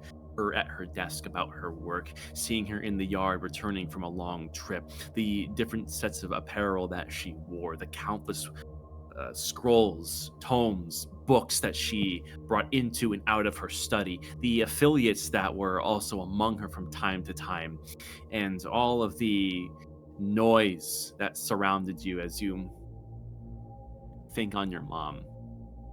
And there's a particular memory stronger than the rest that you recall, or at least you thought you recalled, but you're having trouble quite remembering it, as you can see that clutching within the ethereal hand of the benefactor is a white ethereal mass. This is a memory of your mother that he has plucked from your mind, and as it lay within his closed fingers, you cannot recall it for yourself. Yeah, at that point she kind of starts... What is that? What did you do? An interesting introspection, Miss Silverhide. I would apologize for my intrusion, but by now our routine is necessary and predictable. Predictable.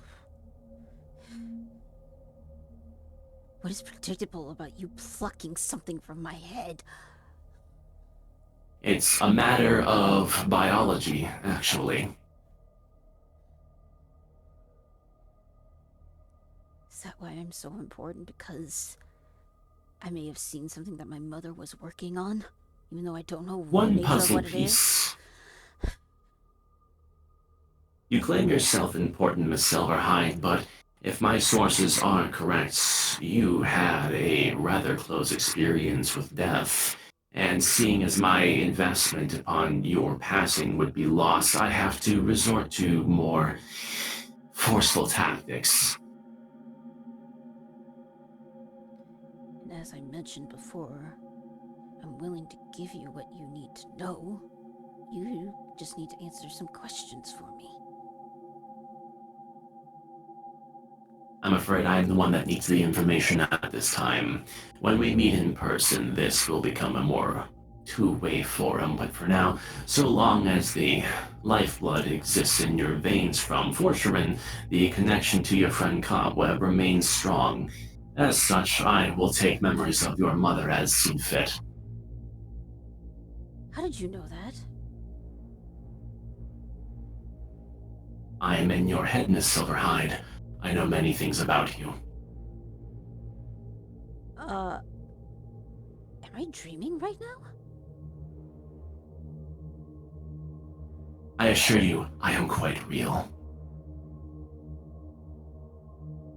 At this point, she's just gonna take one finger and just try and poke his mask.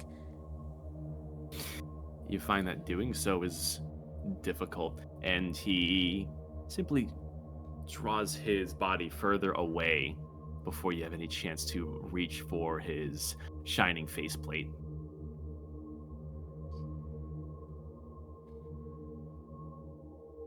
Yeah, I must be dreaming. Of course. With this being a dream, no harm can come to you. So please, allow me to finish my work. And this, what appears to be some recalled memory of your mother, gets tightly clutched within his ethereal hand before he draws it back. And it's as if you're feeling something being snaked out of your head, and it feels quite painful. This is real pain, and your vision goes blurry for a moment. This is certainly not a sensation synonymous with a dream, but it looks like the benefactor has extracted something of recountance from your mother. And with that, in your brief inability to see clearly, you hear footsteps once again, further deeper into the room, and Hey. they simply stop. Wait! How much longer before we can talk? As for Nadira, you have centuries rest or something like that. Whatever the fucking elves have. Yeah. You are kind of disturbed from your rest, and you see Dagny in her sleep is kind of like half rising from the bed, and a hand is reaching out, and you look to her face and see that there is a stream of blood coming from her nostrils. I am trying to shake her awake. In a moment, Dagny, with your eyes having been open, or so you thought, your eyes open for real. And Nadira is waking you from whatever this was. What? Huh? Where is he? Where'd he go? Where? What? He was... God damn it! Fuck! What? You're the one with blood on your face. Why are you freaking out? What? Blood? What? Just touches her face and realizes her nose. God damn it. What the hell just happened? The fucking benefactor. It was in your head. Yeah, he plucked a memory of my mother from my head. Apparently he needs it for his work, especially after I died. That's fucked up. Jesus, we're fucked up. I mean, this is not the first time I actually talked to him. When we were searching for the Praetor, I don't know what he is or what he is able to doing, but it's like I can't detect him, and then I feel him in my head, and it's... And you're the only one that can see him. I feel like something happened with Cobweb too. Apparently he is able to do that connection because of the fucking Rin's lifeblood. He's using that fucking abyssal connection to get what he fucking needs, instead of giving me what I need to fucking know. My God. How much longer do I... I think we need to figure out how to keep this guy out of your head. He needs this for a reason. If I give him what he needs, he can tell me what he's been doing with my mother. Like, You think he's gonna tell you the truth? I deserve to fucking know. He doesn't care about what you deserve. He cares about manipulating you. How is he fucking manipulating me? All he's doing is plucking memories from my head. And you're letting him, I'm guessing. I let him Unless you are just attempting to fight the whole time. The first time I fought, this time he's I don't know what she's just kind of like there are tears like sort of silently streaming down her face, and she's just kind of doing this sort of incoherent like babble, like almost like it's almost as how she was when after you guys resurrected her after her little panic attack from the resurrection.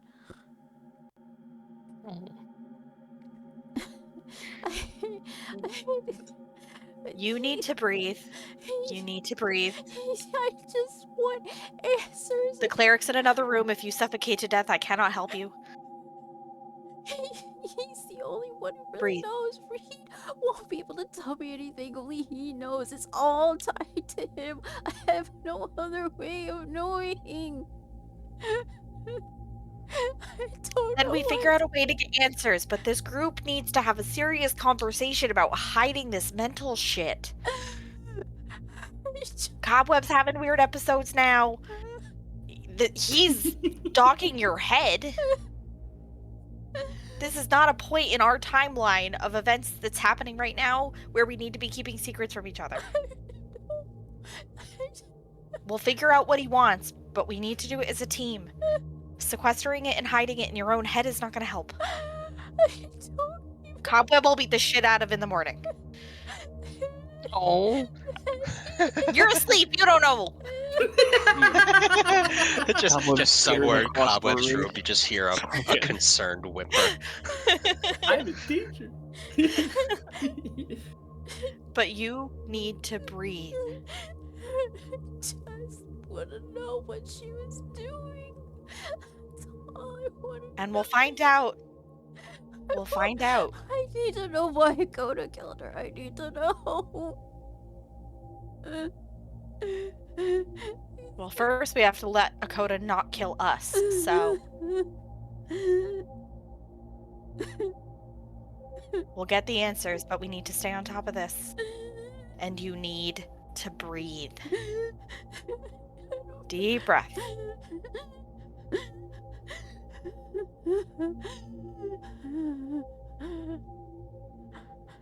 Get your shit together.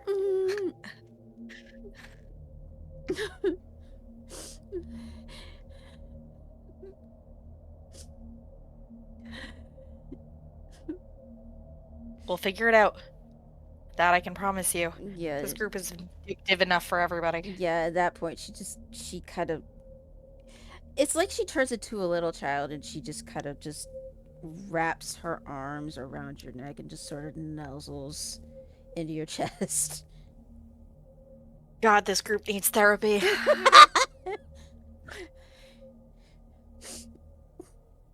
Alright, you actually need sleep, so you go back to bed. I'll make sure your creepy voodoo man doesn't show up again. Keep an eye on the bag, please. I'll watch the bag. Thank you. I'm watching the damn bag. You watch the bag. And with you only need 4 hours of rest to get a long rest, if I'm not mistaken, right? Correct. Okay, you can go ahead and roll perception, because this is functionally a watch. And as for Dagny, you are doing your best to return to sleep for the remainder of the evening. And as your head rests Oh. on your pillow, how'd you do? Ouch, Oh, not nice. great. There is words that echo from further into the room, Dagny. Mm. Oh, and Miss Silverhide, parting words. The nature of your soul is as troubling as it is disappointing. Death is a mighty consequence. You're not sure you ever actually heard him leave the room or dissipate, Dagny, but upon that, there's a fleeting shimmer of the benefactor with these last words before he simply walks off into a shadow of the room and actually fades away this time. Okay, he said the nature of your soul Is as troubling as it is disappointing. Okay, the nature of your soul That man wants to get punched. is as troubling as it is disappointing. Death takes a mighty toll. I think I said death is a mighty consequence. Death is a mighty consequence.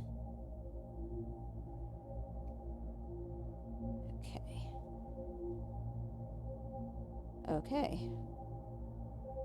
Like I think she like hearing those words, she remembers Akoda not exactly saying something simpler, but remember Akoda saying, if only your mother could see you now, she would have been so disappointed, if I remember correctly. Oh. And yeah.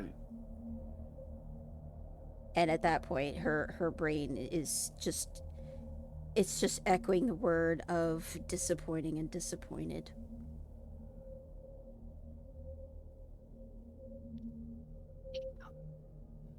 And she hugs Nadira tighter. Nadira, you go ahead and keep a sharp eye on the evil bag for the remainder of the evening. And there's really not much to glean. It's functionally no different. It's perfectly safe. The remainder of your evening with Dagny at a troubled rest goes uneventfully, and everyone does eventually wake as the first rays of sunlight coming from your windows wake you all as morning comes properly.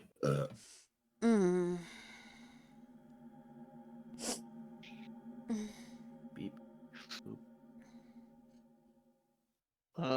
Cobweb's door opens and he walks out on the ceiling. Hey guys, what's going on? I just shoot out the door and point a finger at him. We're gonna talk, you little green fucker. What did I do?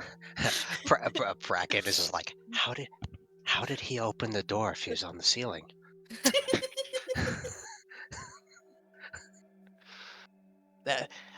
That's the first question. That's what we're starting with. We're having a group meeting, okay? Group meeting downstairs. Let's go. Listen, I've seen you guys do all sorts of weird stuff, so I mean the walking on the ceiling's not the weirdest, because Bracken's in his suit, he basically does the same thing, but he's like quote unquote flying. All right, let's go. Go. Okay. He roaches his way downstairs. Okay, are we all here? So, anybody else hearing fucking voices in their head? Have anything they want to share with the group? Like, raises their hands. You guys are hearing voices in your head that aren't mine? That's kind of weird. Yeah, well, yeah. dude, has anything else you. that could be imperative to the things we're trying to accomplish for the sake of this entire goddamn world? Yeah, at this point, Dagny's sort of pinching the bridge of her nose. Well, I'm All right, assuming Spider-Man, something you happened go. to you guys last night. What's up? Why are you walking upside down on the ceiling, buddy? Oh, this was the Recollector. I went gambling. He pulled from That the was it? deck. Yeah, and now I'm sticky. Other than your Inspiration little cobweb. situation, what else you got going on? It kind of like Kraken kind of like gives a look to everybody and like, you mean he wasn't sticky before? No, but now it means something. Now it's not sad. Now it's not just a personal problem. Now it's not a bathing issue. Okay, so what happened? Lay it out for me. The benefactor visited me in my dream last night.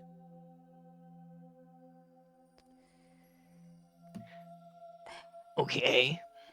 He came and plucked a memory from my head and mentioned he knew about the lifeblood that I ingested from the vial left for me by Rin. And it's connected to Corral's lifeblood in you. And Whoa. You said he can he plucked a memory from your head, right? Yeah. Okay. Well, it just so happens that last night, the wiggler in my brain was particularly noisy, so I decided to check in on him. He seemed to be awakened by something, and he asked me for permission to reach out. And I mean, not knowing, I gave it to him, and I'm assuming that's what allowed him, the benefactor, to actually, like, physically steal into your brain. That's a mistake I'm not going to make again, because holy shit, I did not realize that was going to happen. Holy shit. My bad. I didn't even think about the ramifications of, like, well, like the connection between, like, similar lifeblood. That's insane. So you didn't think about the possible consequences of your own actions. You were there. I didn't hear shit from you. That's all I'm gonna say. You do realize Corral is the child of Forsharin, right? That's why there is connection. Of course, Corral would be the most feasible for you to be using, not just because he stuck his tentacle in your brain, but because I have a drop of Rin inside me. He's literally using you as a tool for me. Oh, okay. Well, I'm sorry. But on the bright side, he seems to either need permission or he's polite enough to ask first. I'm not sure I'd be strong enough mentally to sort of fend him off. He seems pretty weak at the moment. But the fact that the benefactor being around is the only time that he's ever sort of woken up, that doesn't bode well. Which probably means he has if there's anything, he may just be triangulating, though this is just a theory. It's possible he may have taken an Abyssal lifeblood himself if he's able to connect mentally like this, using you as basically a point to triangulate on me to get what he needs. I think he knows that from our association with Ren that we're sort of biased towards in favor of Abyssalists. No, he's literally listen, using... that's what he's doing for me, but he's using for you the knowledge of your mother. I'm not even sure, like, Dagny, there's no telling if he even knows what he says he knows. He That's said the thing. he worked with her. Okay. But why do we believe that? Has he shown you proof? Do you know that for a fact? He might know more than what he's letting on, but what happens when we help him with whatever he's figuring out, and you get your answers, and it's not what you wanted. Or he gets you killed in the process. Again. There was one final thing he said before he actually left. The nature of your soul is as troubling as it is disappointing. Death is a mighty consequence.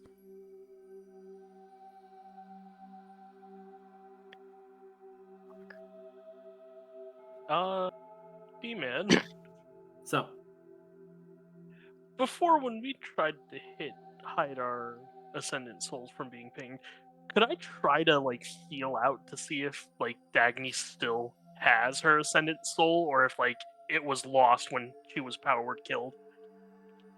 if you're reaching out using your ascendant powers, roll religion to see if you I can have feel the others disadvantage around because you. I'm tired. Fuck. I'm tired. DC Okay. is only 10. It's not bad. Down. There you go. Okay. You concentrate and meditate on the ascendance you feel radiating around your soul. And with your close attunement with your traveling companions, you can feel the proximity of their warmth much the same. While not direct, with the 5 of you in the room, you detect the warmth from 3 others. What?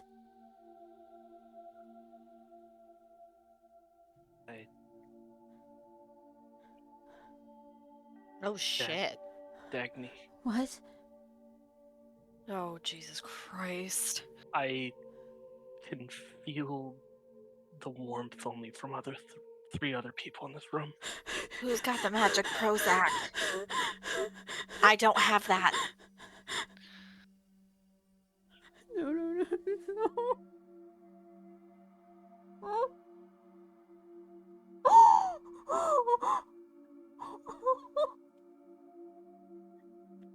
Yeah, what the dragon said. Or no, I forget. Was it the dragon who told us that if we were killed, our souls, our ascendant energy could be taken, or was it the king? It's entirely possible. Just recalling, Anthozea and Sidonis may have independently say, mentioned that at some point or another. I death. definitely Yeah. remember the king saying it, but I The also king think we heard definitely, it from yeah. the dragon. We've heard it from like a couple Yeah, sources. I think so it seems Anthozea like just that's had it true. worded differently. Yes, Adonis's explanation may have been far more succinct, because Anthozea was kind of more of a rogue element.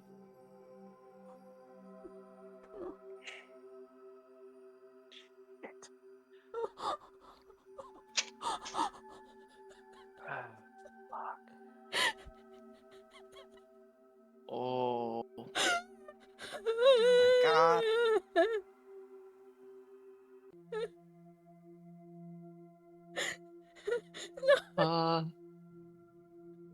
Why? Why? Why is this happening to me? Why? I mean, it's something we probably should have thought about sooner, a consequence of you being killed. Why? Why?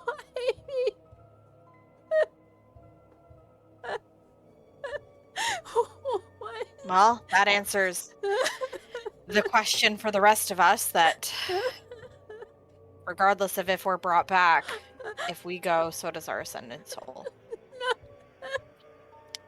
He couldn't. I don't think he could have taken it.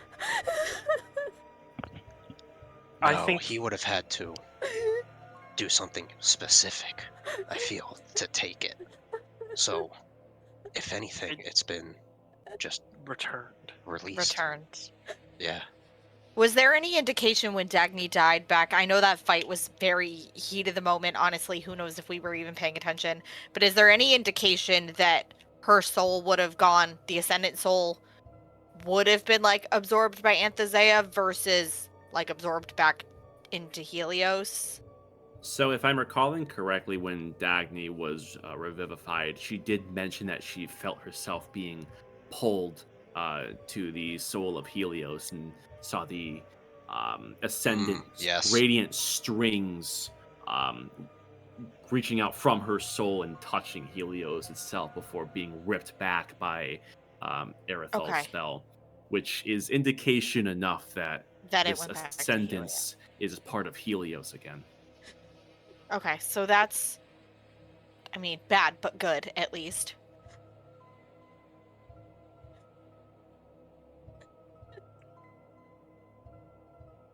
Shit. Wait. What? Fuck, it'd be really fucked up of us to do it, but What? that was her ascendant soul that lit up the pillar. What? What? You think my ascended souls in the pillar? I'm saying not that it's in the pillar, more so that it was like the fuel, right? It because we can't just like make ascendant energy out of nothing, right?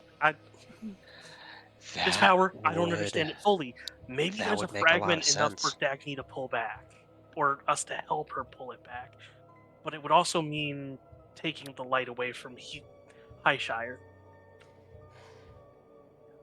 Which is the beacon that the people needed in order to want to fight back.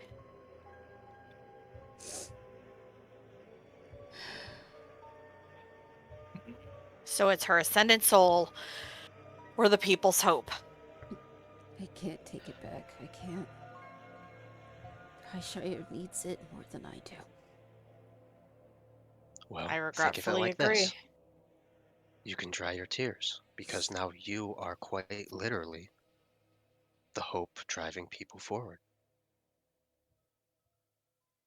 Far from disappointing, if you ask me.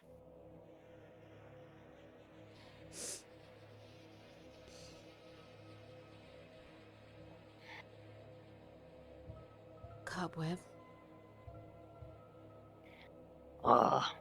Yeah. The next time Corral asks for your permission, deny it. Aye, Captain.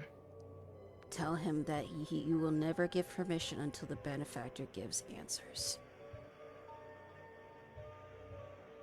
Will do. And if the benefactor comes to me again, I will do the same.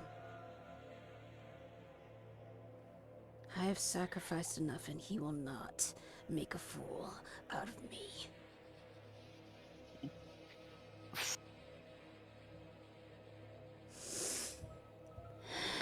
Yeah, I can't argue with you there.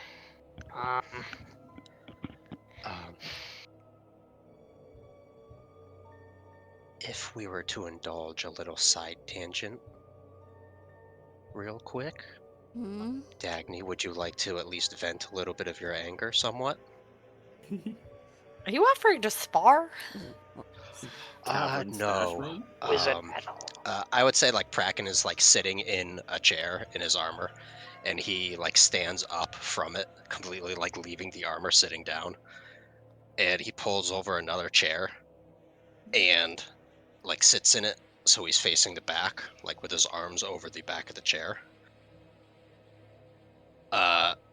He's gonna reach into his bag and pull out his essentially his what's the magic multi-tool thing?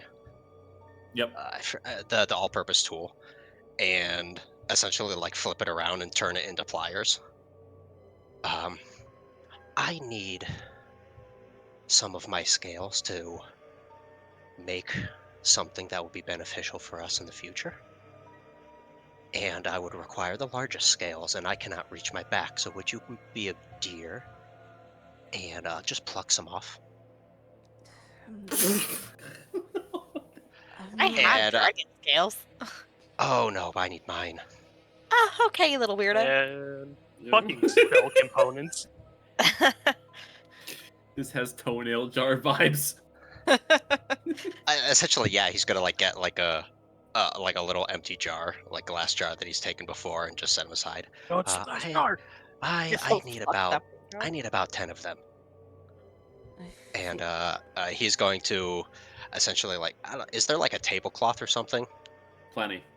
Okay, he's gonna roll up one of the tablecloths and stick it in his mouth, uh, so that because it's going to be painful to pull out the scales, because it's literally like removing like a toenail or something.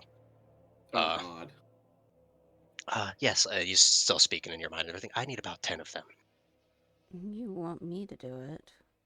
Oh, I feel like you'd vent a little bit of your, just a, a quick yank and whatnot. That'd probably be if you vent a little bit, but the rest can help too. I mean, I'm not exactly the strongest. I feel like your scales are gonna be in pretty tight. Take Oh, out well, your I mean, anger, rip them out. oh, the rest of you can help too.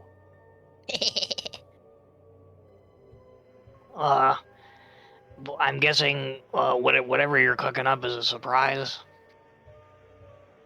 Yes, very much.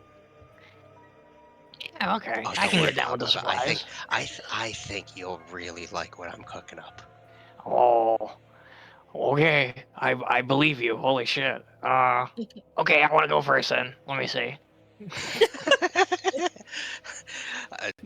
Brackett's gonna like grip the chair and be like, "Okay, this is gonna fucking hurt."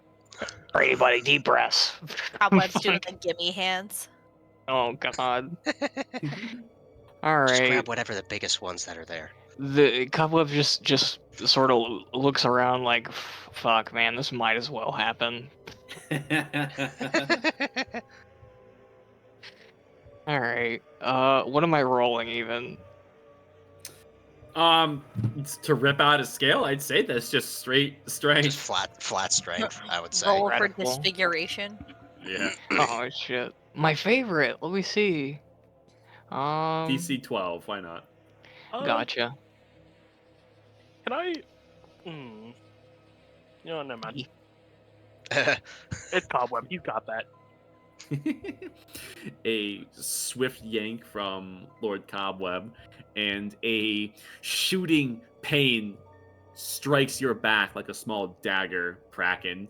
As there is a searing, then aching, throbbing pain coming from your back, and Cobweb has extracted quite a mighty scale. Alrighty, just 9 more times. Oh. Oh. You sure, Are you- bud? You're not gonna bleed out, uh, are you? Oh, I could deal with that later. Okay. I can deal with that later, he Like, says. despite like how calm his voice is, like you could look at his body and everything. He's fully like his nails have dug into the wood, like he is in great pain. Motherfucker tensed up. He's Really is sacrificing a for the fucked up science. little I believe weirdo. it. Cobweb, are you doing the other 9? Sure. Yeah. Why not? Can I, B-Mid, can I assist? Try to make a help check by a medicine check looking for, like, scales that are easier to pull off without hurting him as much? I'll say, like, through your combined efforts to kind of test each scale and find the ones that seem like they'd be the least loosest. resistant. It's hard because there's not a whole lot of variance given these are the largest scales and have the most surface area, so it's something. But cracking through this, you can feel your eyes water and every muscle in your body tenses up. And with every passing scale, the wood on this chair feels softer and softer because you grip on it tighter and tighter. And by the time you're down to the last scale, you see that the back of the chair has just about splintered in half. And you can see there's shavings on the ground. You've ingrained yourself into the wood. And before long, 10 decently sized scales have been acquired by Cobweb. Alrighty, thank you for that. He's going to where'd it go? Not because now I'm going into full like essentially like vet stuff. He's gonna like lesser restoration himself to essentially like get rid of like potential infection and everything, and then he's gonna like heal whatever the wounds is. If you want me to cast another spell for that, That's the Mhm. restoration is fine for the sake of it. Accelerating the process where you kind of scab over enough so you're not having any open wounds per se. and then because he's going to be nice, he's gonna pull out that same hammer he's been using for mending, and then tap the chair with it, and essentially just cast mending. A quick touch-up job. It'll save the Inquisition the bill of another chair. Yeah, he's gonna put the lid on the jar, put the jar in the thing, get back in his armor, and like you could see that he's like kind of like arching his back to like try to escape his back from touching the armor so it doesn't hurt as much.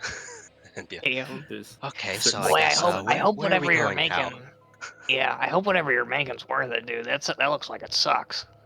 Well, I could essentially I could wait till the next molting, but I don't know if just using the shedding skin would even work. So this is more of a I know this will work compared to maybe it will work.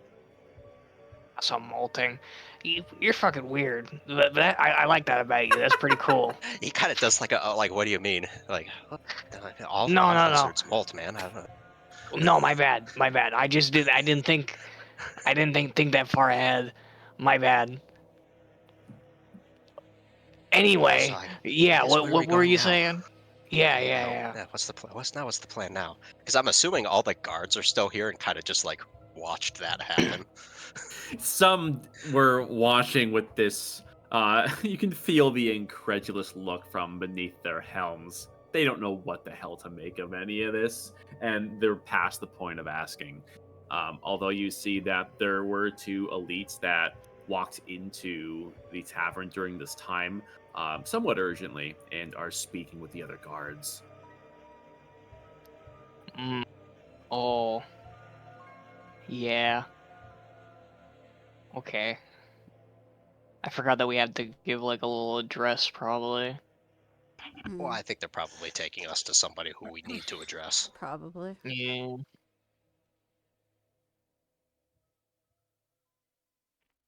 I guess we'll kind of just hang around and wait to see what happens. Okay. It's hardly any time at all. You're finishing up on your little operation when these two elites that had come from the outside, you can see they're a bit scuffed up, slightly singed on their armor, approach the group rapidly, and they open a dialogue. Patrol 26. You've had contact with Leonidas within the past day? Yes. When's the last time you actually had a dialogue with him, spoken language? Couple. Probably like Was it? straight up a day ago, right? Yeah, I would say. it was like a day ago. Yeah. Yeah. It was about a day. And one kind of looks towards the other. We were hoping that you could talk to him again, right now. Is something wrong? Well, he has been fighting for the better part of a day nonstop. That's the problem. He won't stop.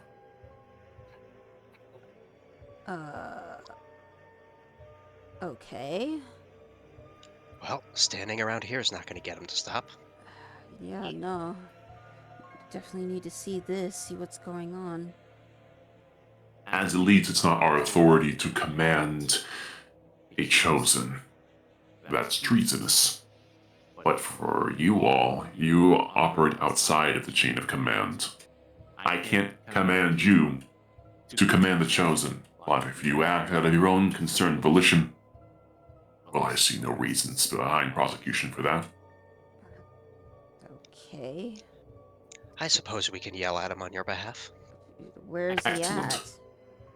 Close, but not for long. We have to move swiftly. Alright, let's go. That's not suspicious. Yeah. Don't Yeah, be the suspicious. insight, just to, see what's going, if there's any ulterior. Yeah, Sure. Fair enough. I saw Nice number. 4, Nice but I had fucking number. disadvantage.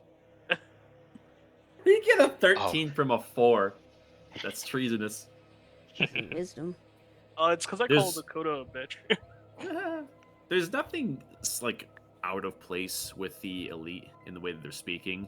It seems to be something of genuine concern. It's kind of weird how he was describing Leonidas, but you gather that they might not have a full grasp on his situation either.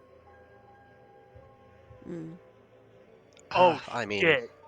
it I kind of thought of sounded something like. fucked up, guys. What? Oh, What if because Leonidas was touched by fucking cobwebs, or more like scorched by it, he got infused with Dagny's ascendant energy he's rather than gone healing like strands?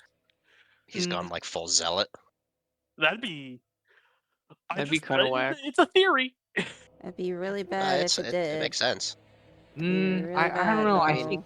I think it's more of a he's been shown his own like Weakness. sort of place in the world, and he doesn't like it. Maybe I don't know. I'm just spitballing. Mm. I mean, as far as we're aware, too, he was constantly fighting up until like we sent him the message to essentially like, hey, take a break. We need to talk. I thought I sent that to Chosen Athelos. Yeah. No, we sent it to Leonidas. I thought that message. Which one? Yeah. The one that Ceasefire. Oh no, not the ceasefire was something different. Yeah, The ceasefire, ceasefire, I believe, was to Athelos. Athelos. Yeah. Yeah. I'm thinking of a different situation then. Mm. All right. Let's see. Beep, bop, and the boop. Boop, and the boop, and the bop, and the beep. All right. Sure. You follow the elite, both of them, out into the nearby streets. He takes you through the northern gates of the Inner Kingdom as a new dawn is puncturing through the mist from above. Seems to have thinned a little, but that could just be fluctuation. And heading off into the adjacent streets that are nearby the Inner Kingdom, you can see that as you pass by, there's clear signs of recent conflict. You can see that there is recently upturned earth and a few freshly smashed crates that still have some dying, smoldering embers from the wood burning where it lay. And echoing throughout the city streets, which are relatively quiet compared to the Inner Kingdom. These ones still are somewhat war-torn, but they still have occasional signs of life. You hear signs of active fight in progress. They get louder and louder. Let's see. The elites speak up again. We're not in a position to directly interfere, but he's directly up ahead. His mind is in the fight. Nowhere else. Alright. At that point, Dagny makes sure to cast Mage Armor on herself. And will proceed with caution. The people of Highshire need their chosen to make sense of these confusing times. We're hoping that you may be able to help us achieve that, Leonidas. I mean, we'll try. With He's that, lost. We'll be sure to bring him back. all right. And forward you go. Boop. Oh shit. Let's see, make sure the lighting requirements go. Looking forward, you can see the clear signs of a recently concluded fight. And in the midst of it, standing tall among the defeated, lay a smoldering Leonidas with a blade still dripping with blood. The blood of his enemies, no doubt. There are many slain flame hearts that lay within the streets. and a few slain apparitions that are in tattered remains that seem to have descended from the sky. And as you look over to Leonidas, you can see that there is a struggling Flameheart under boot as Leonidas is slowly pressing down and crushing his weight upon the dying Flameheart as there are begs for mercy coming from beneath the helm. Damn. I will go ahead and yell out to him, Leonidas! He pauses and does something of a half look over his shoulder before you see he turns back towards his work.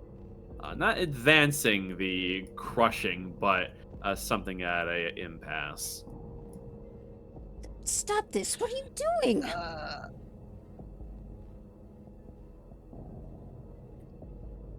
Yeah, Brackett's gonna move forward too. All right. Basically, until you tell us when to stop. Okay. Here's a question. What's everyone's passive? See here. 24. 19. Of course. 16. 17. Hold on, I'm slow. It's 16. Okay. Collectively, the group, just somewhere in front of them, you feel a cold presence as if you're not the only ones watching Leonidas. He Good seems to morning. be about his work, wholly focused on killing this Flameheart. I guess Erethal naturally would be able to spot a shimmer coming from the darkness of an adjacent alley. Oh shit. I didn't even know you could do that. Yeah, hit control and then you can scroll. That's so stupid. Oh God, good Lord, the brain I like how we all cell, just started the brain doing it. cell, the brain Okay. cell. Get your wiggles out, god damn it. You said me. Okay, so are we about to round, baby, roll for baby? initiative? Is that what's happening? Well, it depends. Is Erethal offering this information up? Hey, yo, there's a shadow bitch. Nah, I'm gonna fucking point him out. Ugh, what the fuck? Can you just imagine he doesn't tell any of us? Oh God, that'd be mean. Fucking, Oh yeah. Great. Okay, so Um, we have a really pissed off Leonidas Mhm. and the Shadow Man. Yeah. I mean, do we It's beat the currently ghost not to really death? Is attacking, that so I the guess- question? I mean, Brackett's just gonna keep going if it's not gonna do anything, especially after being kind of pointed out. Yeah. Okay. Paying it no mind? I mean, I'm gonna be Well, honest. I mean, he's gonna keep an eye on it, but he's like if Alright. not really gonna if just all of his immediately buddies run just over got and start punching it. yeah, if all of his buddies just got turned to pasta sauce, I doubt he's gonna be too With keen you on coming approaching out. and getting close, Oh. this shadow recedes backwards and becomes imperceptible to the dark alley. Bye bye. And you can see that Leonidas lifts his foot off of this subdued flame heart for just a moment before it comes crushing back down again. Leonidas, stop!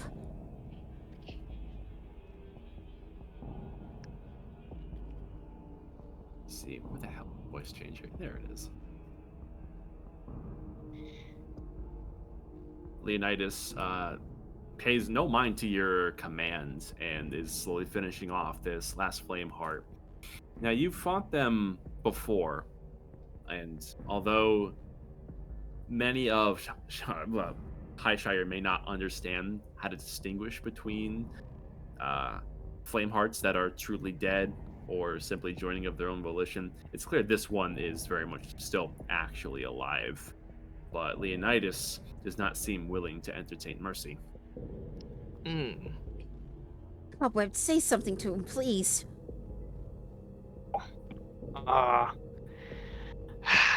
Hey, big guy, I heard you've been out here all day.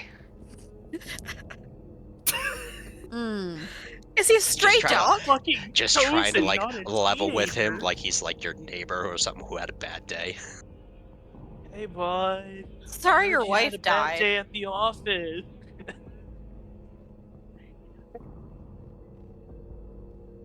Jesus Christ. God damn it, Devin. Fuck. Leonidas looks towards all of you, and there's a long silence, but he does finally take his boot off of this heavily damaged Flameheart, who's looking for the first opportunity to begin inching away before finally speaks from under his helm. Be brief. I have work to do. Well, you're certainly correct. Well, we're gonna need you back at the pillar. Your while your smashing abilities are impeccable, I must say. We're gonna need a bit more of a softer approach at the moment.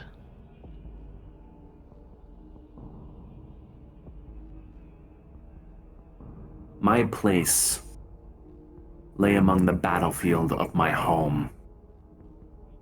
There is little else for me to do at the moment.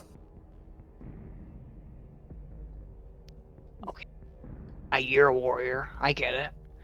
But you're also a leader.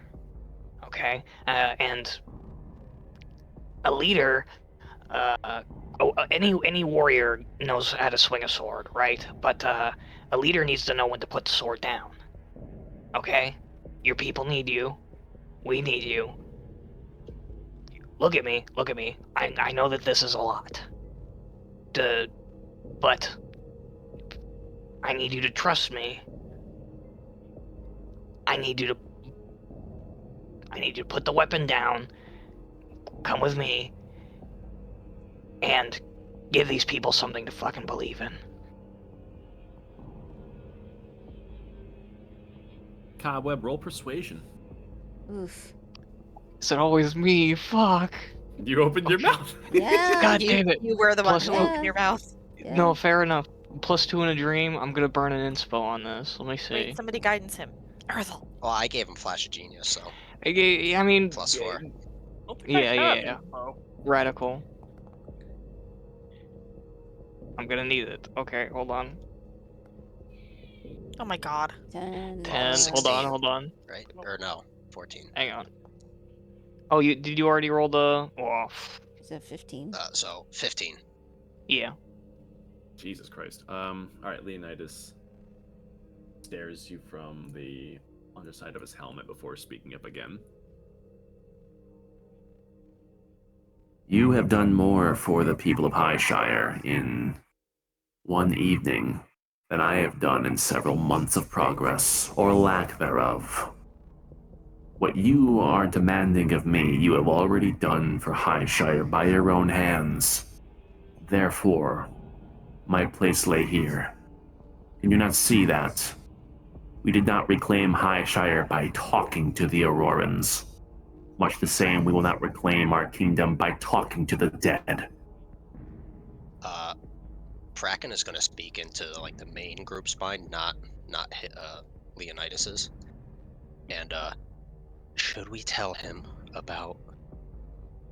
I have an idea. How about we try to use him being like the leader frontline charge against Sinadrea proper, especially given all that's already happened. That'll probably get him because he still gets what he wants, and then we also have the chance to completely wipe peace off the board. I mean, Okay. it's a start.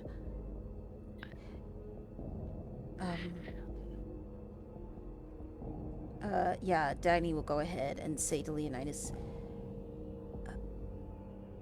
yes, your place belongs on the battlefield, but you need to be prepared for the greater battle to come.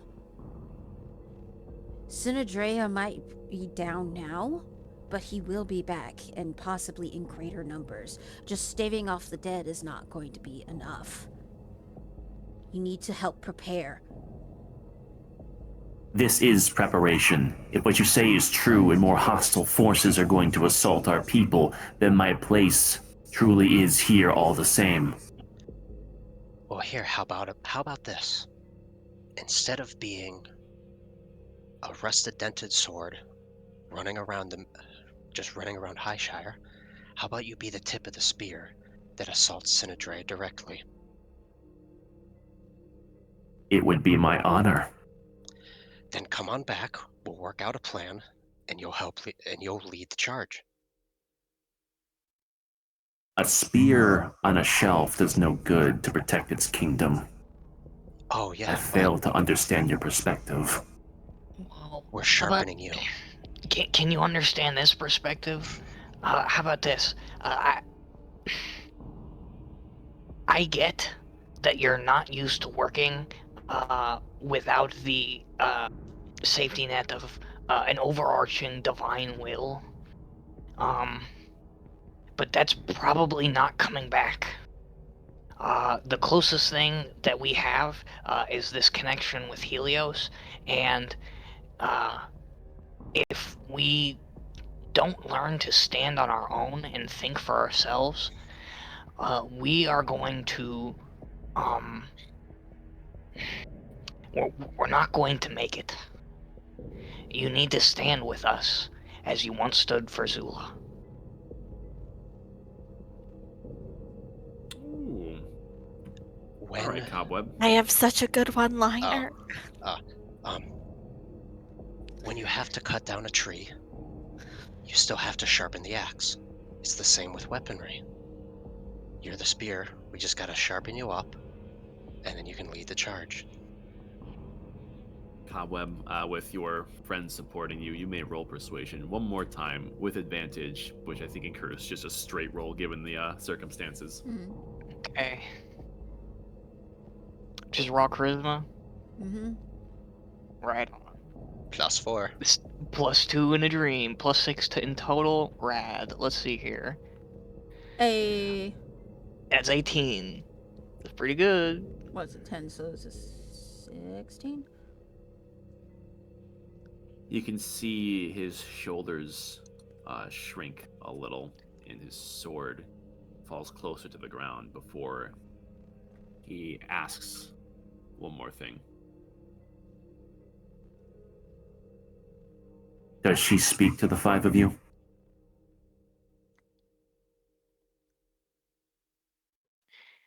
I don't think calling it a she sort of doesn't do it justice. It's everyone. Every rebellious thought, every piece of free will that we have. Helios is all of that. It's all of us. And we all return to it in the end.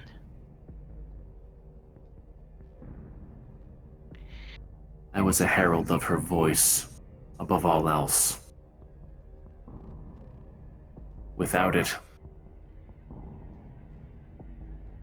I'm hardly but a sword.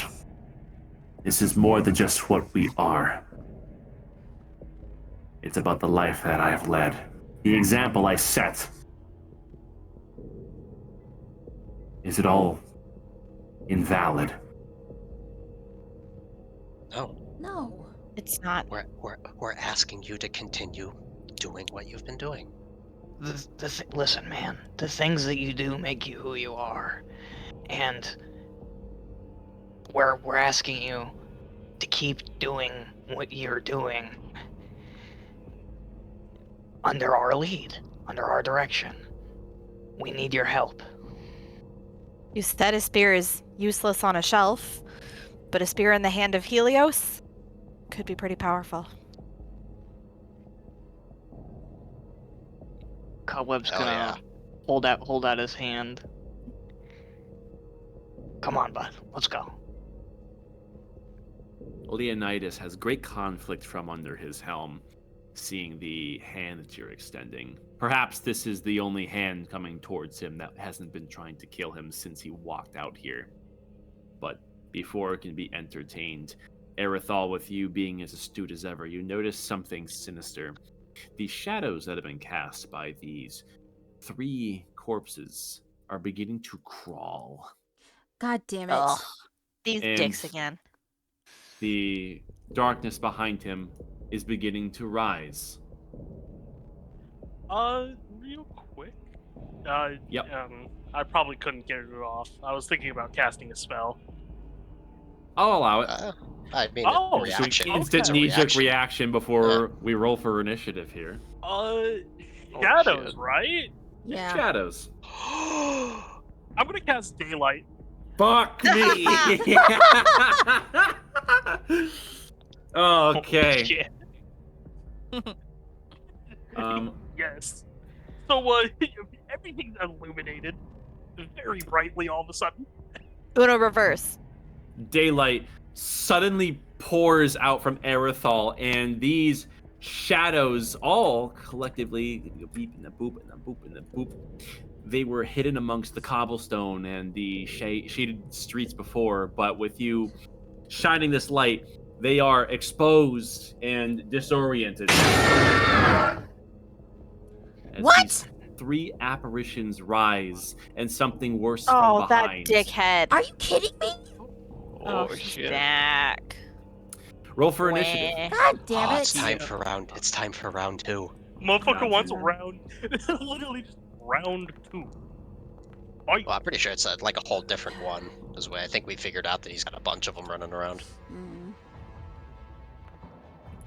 Okay. Oh my god, there's too many d20s. I can't roll. I mean, Boop. just do a collective for the raids. I have to do it. Well, there's only 3 of them. If you'll let me, as the light, everyone's eyes adjust to the light, I see. The light bringer. Alrighty. Let's do this. And boop. Dragon, got that. Boop. Dragon, that. And we are going to start with these wraiths. With the disoriented wraiths, this first round they will be rolling with disadvantage. Let's see. They're gonna go for. Let's see. Whoa. Should it be Cobweb or Leonidas? It is I, Let fate decide. Linkara, the light bringer. You Leonidas. didn't roll. You didn't roll for Leonidas. Was that intentional? Whoops. Stating. Okay. I'm fucking stupid.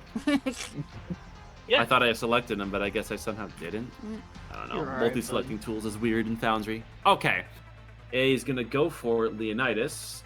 And let's see, do these guys have? Okay. Disadvantage. It's a 19. His damaged AC will hit. He will take. What kind of damage is this? Cobweb. The damaged AC, he says. Mm. He will do this. I didn't mean to, god damn it. Yeah. Well. It's hard to control the power of a god, as it turns out. And he's good in the con save. It's going to go to this Wraith. It's going to go for our boy Cobweb. Here comes one of these. Hit me. That's not going to hit you at all. Nope. Swing and a miss. With the light of Erithal, you see this thing recoil and try a half-hearted swing.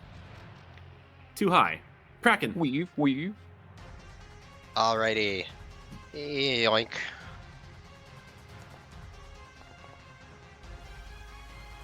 Okay, Oh my. okay. Okay. 14 is a... Actually, that's a hit. Damn. Nice. Oop. Oh, I think they're resistant to this type of damage. Is They it? are. They are. Interesting. They resist lightning. Who knew? Mm. This is thunder. It's not lightning.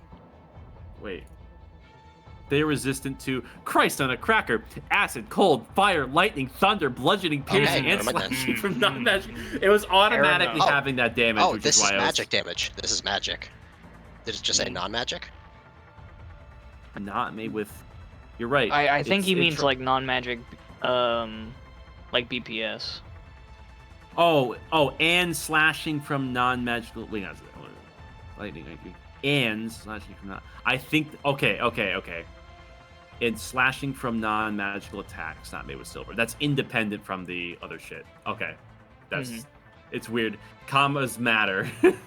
Whatever. Yeah. Fair enough. All right. Well, yeah, he does take that damage. We do know he resists that type. And anything else? No, that's really it. Okay. I'm not gonna burn my extra attacks. That's stupid. That's as of now. That is stupid. Well, it's too bad that he rolls with disadvantage.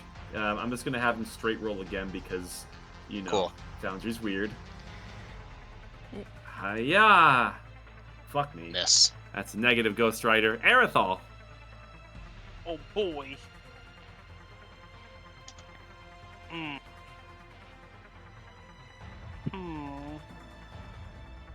Alright then. I think I know what I want to do. Just seeing Leonice take a hit that actually went through. Just calling out to him, if you are our spear, then let me be your shield, as I cast Shield of Faith on him. Oh, fuck. Hey. All right. Shield of Faith. Let's And do then Lay. I go ahead and use a cantrip for Sacred Flame on this one. That's gonna be a dex save. He's gonna roll a disadvantage because he has the oogly booglies from yours. Yeah, he takes it in full.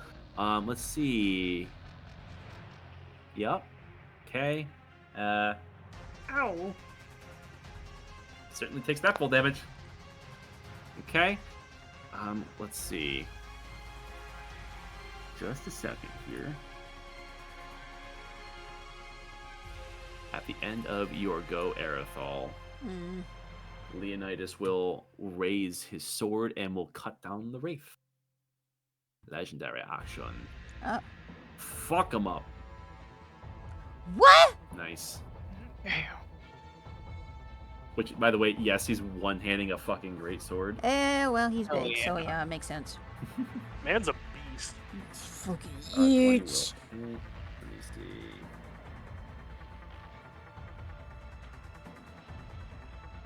Okay, now that this thing is like properly drawn instead of like half-hard, let me see. That will take the damage. It creates an aura within 10-foot radius. You and all creatures friendly to you have advantage on saving throws and spells if you have 17 or more levels. Yeah. Okay, I'm gonna draw that because while he's out, people close to who are going to get the bonus. And Yeah, there's a lot of paladin auras you have to keep track of when they get high level. Yeah. I think you have like 3. boop. Now that he has that drawn. Okay. So you have advantage on saves. Let's see. Now it's his turn proper. Let's see. How many attacks does he do? Oh shit. You're in trouble now. He will flip around to the real threat. Let's see it. I believe. Oh my god. I knew it for. Oh, Jesus Okay. Christ. Let's Ow. go. What's his AC? Oh yeah, no. Ow. Ow. Ow. In one snapping movement, Leonidas's heavy armored body is facing the complete opposite way. And you watch as with a single hand gripping this Holy Avenger greatsword, he slashes and cuts through the Grave Baron 4 times, hitting and tearing away at the wispy, shadowed flesh each time. And just like that, his cloak is shredded, revealing the grotesque body underneath Yep. for what it really is. It's another one. Ooh. Fuck. And that is the end of Leonidas' go. Cobweb, you're up. Oh boy. Oh wait, I have to update the HP. He has this much. Okay. Not gonna do any stupid shit that's gonna give me exhaustion. Okay, I'm going to enlarge. Inlorg, Yeah, as yeah. Cobweb pops the blue pill. This. Just so it uses the resource. Hiya. Don't worry about Nice. that. Okay. We're going to pull out Stig and get to work. Nice. Mainly I get to play the targeting sound. this dickhead right here. You raise your sword with you being back to back with Leonidas as the Holy Stake sings. Lay it on him. Boom, bam, bop. Whoa, not the crit fail. Oh no. Let's see. This is magical slashing. Let me Bam, see. bam. It is applying it in full. Good. Okay. And do this. Another 9. That's all I Literally got. cutting down the shadows while bathing in the light, both from Leonidas as well as your own means. You stand 2 large brothers in arms against the forces of darkness to a literal extent. The Brave Baron does not get his legendary action this round because he got flashbanged. Dagny, you're up. Okay.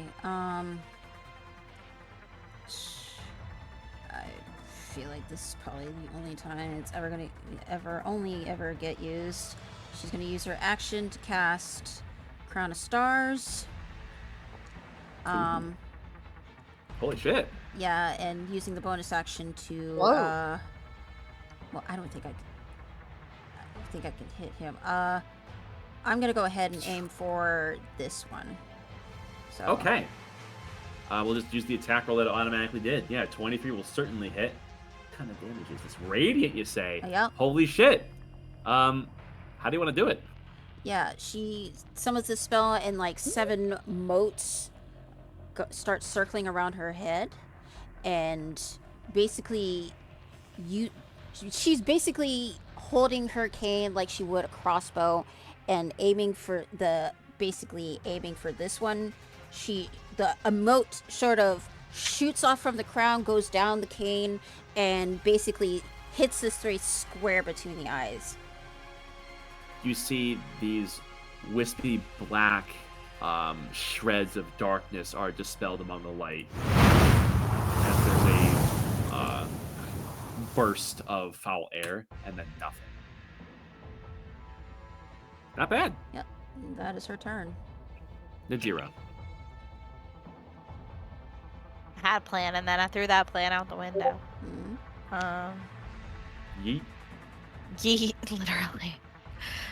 Okay, 1, 2, 3, 4, 5. Okay, I can make it Throw over a there. rock. Huh? We're not No, gonna never throw a rock. Not gonna throw rocks. It's not a throw rock kind of season. I did not mean to do that. I'm sorry. Okay, let me just find the spell I wanted to. I'm going. I'm stressed. What's the? I think this will work. This might be a little excessive, but I don't care. Yes, I would like to place the template. I would like to. I don't know how to turn the template. How does one Hold turn control template? and then Okay. use your scroll wheel. It's the same. Oh, it's the just same like my trick as icon. Yeah. Okay, can I do this and try to hit the Grave Baron too with the line? Nice. Sure. Okay. Yes. I do that, Okay. please, then. Let's see. Each creature in The the I mean, deer line is based on the firing her template, laser. he's in the Holy square, so- shit. Yeah, no, that's fair game. All right. He needs to make the Constitution saving throw. He ain't getting any legendary resistances here because, again, the sunlight has him confuzzled, if you will. Mhm. Let's see.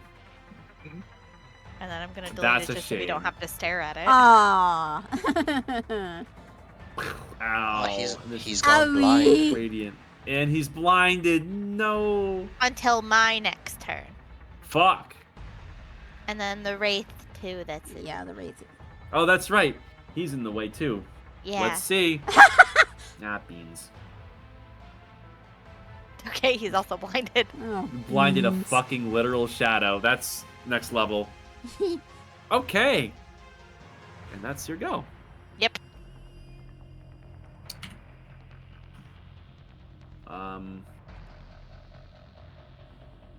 The Grave Baron quite literally will start blindly swinging with its massive claws at Leonidas, gurgling hatefully so.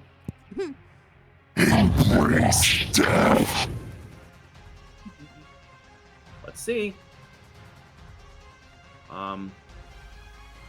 We had disadvantage before. He sure is disadvantage now. How many Yep. times did you do this? Okay, 2. Bada bing, bada boom. Disadvantage. It doesn't even need to do disadvantage. Neither of those hit. They rake against the searing shield of Leonidas, and you hear these knife-like claws rend against hard steel, and Leonidas stands firmly. Let's see. Leonidas has legendary actions. Yep. Yeah, Leonidas says, fuck this guy. Okay. Just like that, within 6 seconds, 1 round, this thing is almost down to ribbons already. Holy shit. Leonidas, if convinced, is quite apparently a very powerful ally against the undead. Top of the initiative is this Wraith again, who's going to go for Cobweb. Oh boy. Oh no. Oh no. Weave. Fuck. Kraken. Ah! Oh Oof, no. shit. Dookie. Oh no. Oh shit. Fuck. Ouch. That kind of hurts. Does he get advantage because it's blinded? Oh. I'm just no, that's fishing not at how this that point. works. That If you- it's I still... think that's not how that works. 5e blind. I don't know how that works. No, it's not how it works at all. I don't know how anything works. Okay. Are you Here hitting it we'll third time? do. Yep. Pop, pop. Yeah. It's looking pretty Pop, weak. pop. Okay. The Wraith. Um. What are you doing? You know what? Fuck it. It's blinded. you- So Don't you me. yoink. Hey, how's it going? I'm gonna argue it has no way of knowing that you're moving right now. It's Exactly. very weak right now, anyways. Cool. Mhm. Yeah, fuck him. Hey, how's Yeah, it fuck going? That's gonna bring it to its turn. Guess who was already there?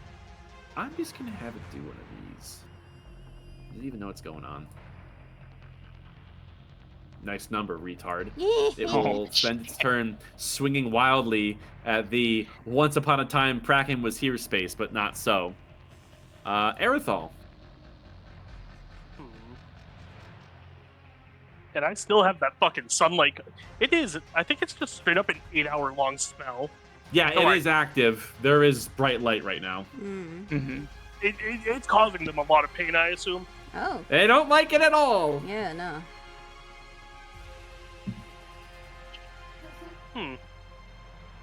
Don't want to use too many leveled spells, but I probably should use some. Mm. Okay. Just thinking what my best target here is. Yeah, a guy here, and big guy back there who's about to be cut down by a Leonidas, so it seems. Alright, I won't steal Leonidas's kill, but I will attack the fucker over here who's blind. Very honorable. Jesus. Okay. No, I This guy say just funny. not having a good day. Assault the disabled. Just so it rolls the attacks. All 3 are at him. Oh, Yeah, as Alright. one goes wide. 1 second. Oh, this is fire damage. You said they were. Okay. Oh, well. Who are you doing this at? Blind guy? Blind guy. All right. Let's see. The first one, a 22, will hit. Wow, it's resistant to fire. Holy shit. Second one definitely hits. third one's a nat 1, and you impact the ground where Bracken used to be. Bracken's just, oh, thank God. Would have taken a lot of heat. Roach only getting brighter to be in his aura. Oh, God. You give a backlight of literal sunlight to Leonidas, who stares down the Grave Baron. As the Listen, Grave Baron... I gotta let Leonidas aura farm. Leonidas shoulders up and almost seemingly is towering over this Grave Baron, who's hunched over and gurgling on his own black viscous blood. And with a raised greatsword, he unleashes hell. Oh my gosh. One fucking attack is all it takes as this Grave Baron looks in a wild direction, seeing there's a blindness effect still active on it as it gurgles out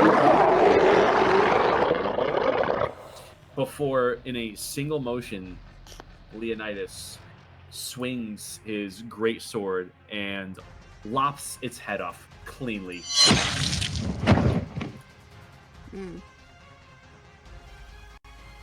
As it lay on the ground defeated. Easy. Damn. All right. Same verse, second verse, same as the first. You fucking... Let me see. That was only the first attack that he brought out. Let's see. How many other attacks do you do? 24, 32, 28. Yeah, he's just going to scoot over here. The 32 is going to do much of the same thing. Before you even have time to process, this wraith is no more. Cobweb. One baddie remains. Yeah, right on. Second verse, same as the first, except I'm going to Aura Burn on the first hit. Let me see here.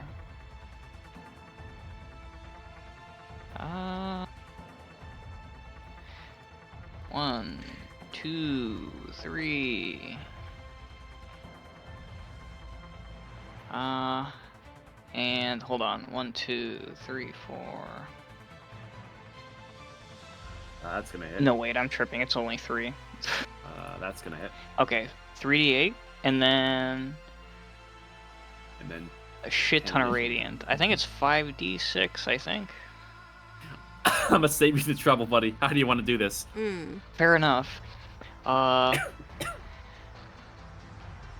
Honestly, he just sort of waves the sword around in the wraith's general sort of mass, hits a cheeky aura burn, and it sort of and disappears.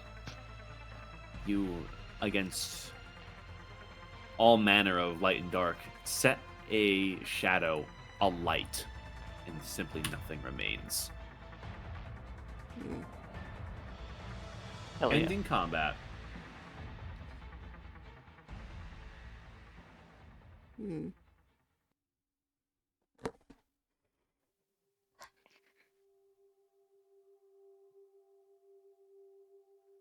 Leonidas, you can hear the clang of his greatsword against the cobblestone as he exhales from under his helmet. And just kind of looks towards everyone, unsure what to say.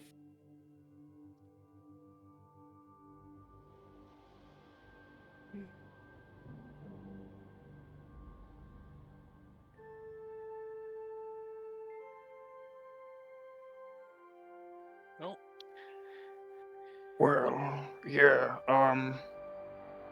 this might not be the time, and I'm sorry to ruin the tone, but, that was really cool.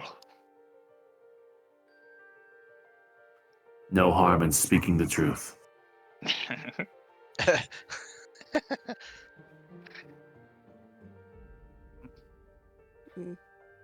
Well, once again, we'd really appreciate it if you'd accompany us back to the pillar.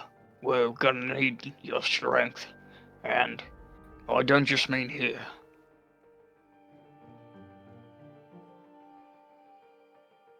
I know not what may become of approaching the pillar again. But if that's what you see fit,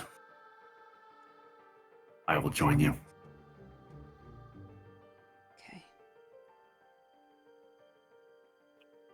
It's all settled. He's gonna shrink back down. All right. Beep. You reassume your regular form onto the hard cobblestone, and Leonidas, sheathing his great sword, gives all of you a low nod and is ready to accompany you. All right. And with that, we will end the session. Mm, Wait, that's not thing anymore. Boop. Yeah, that was a wild one.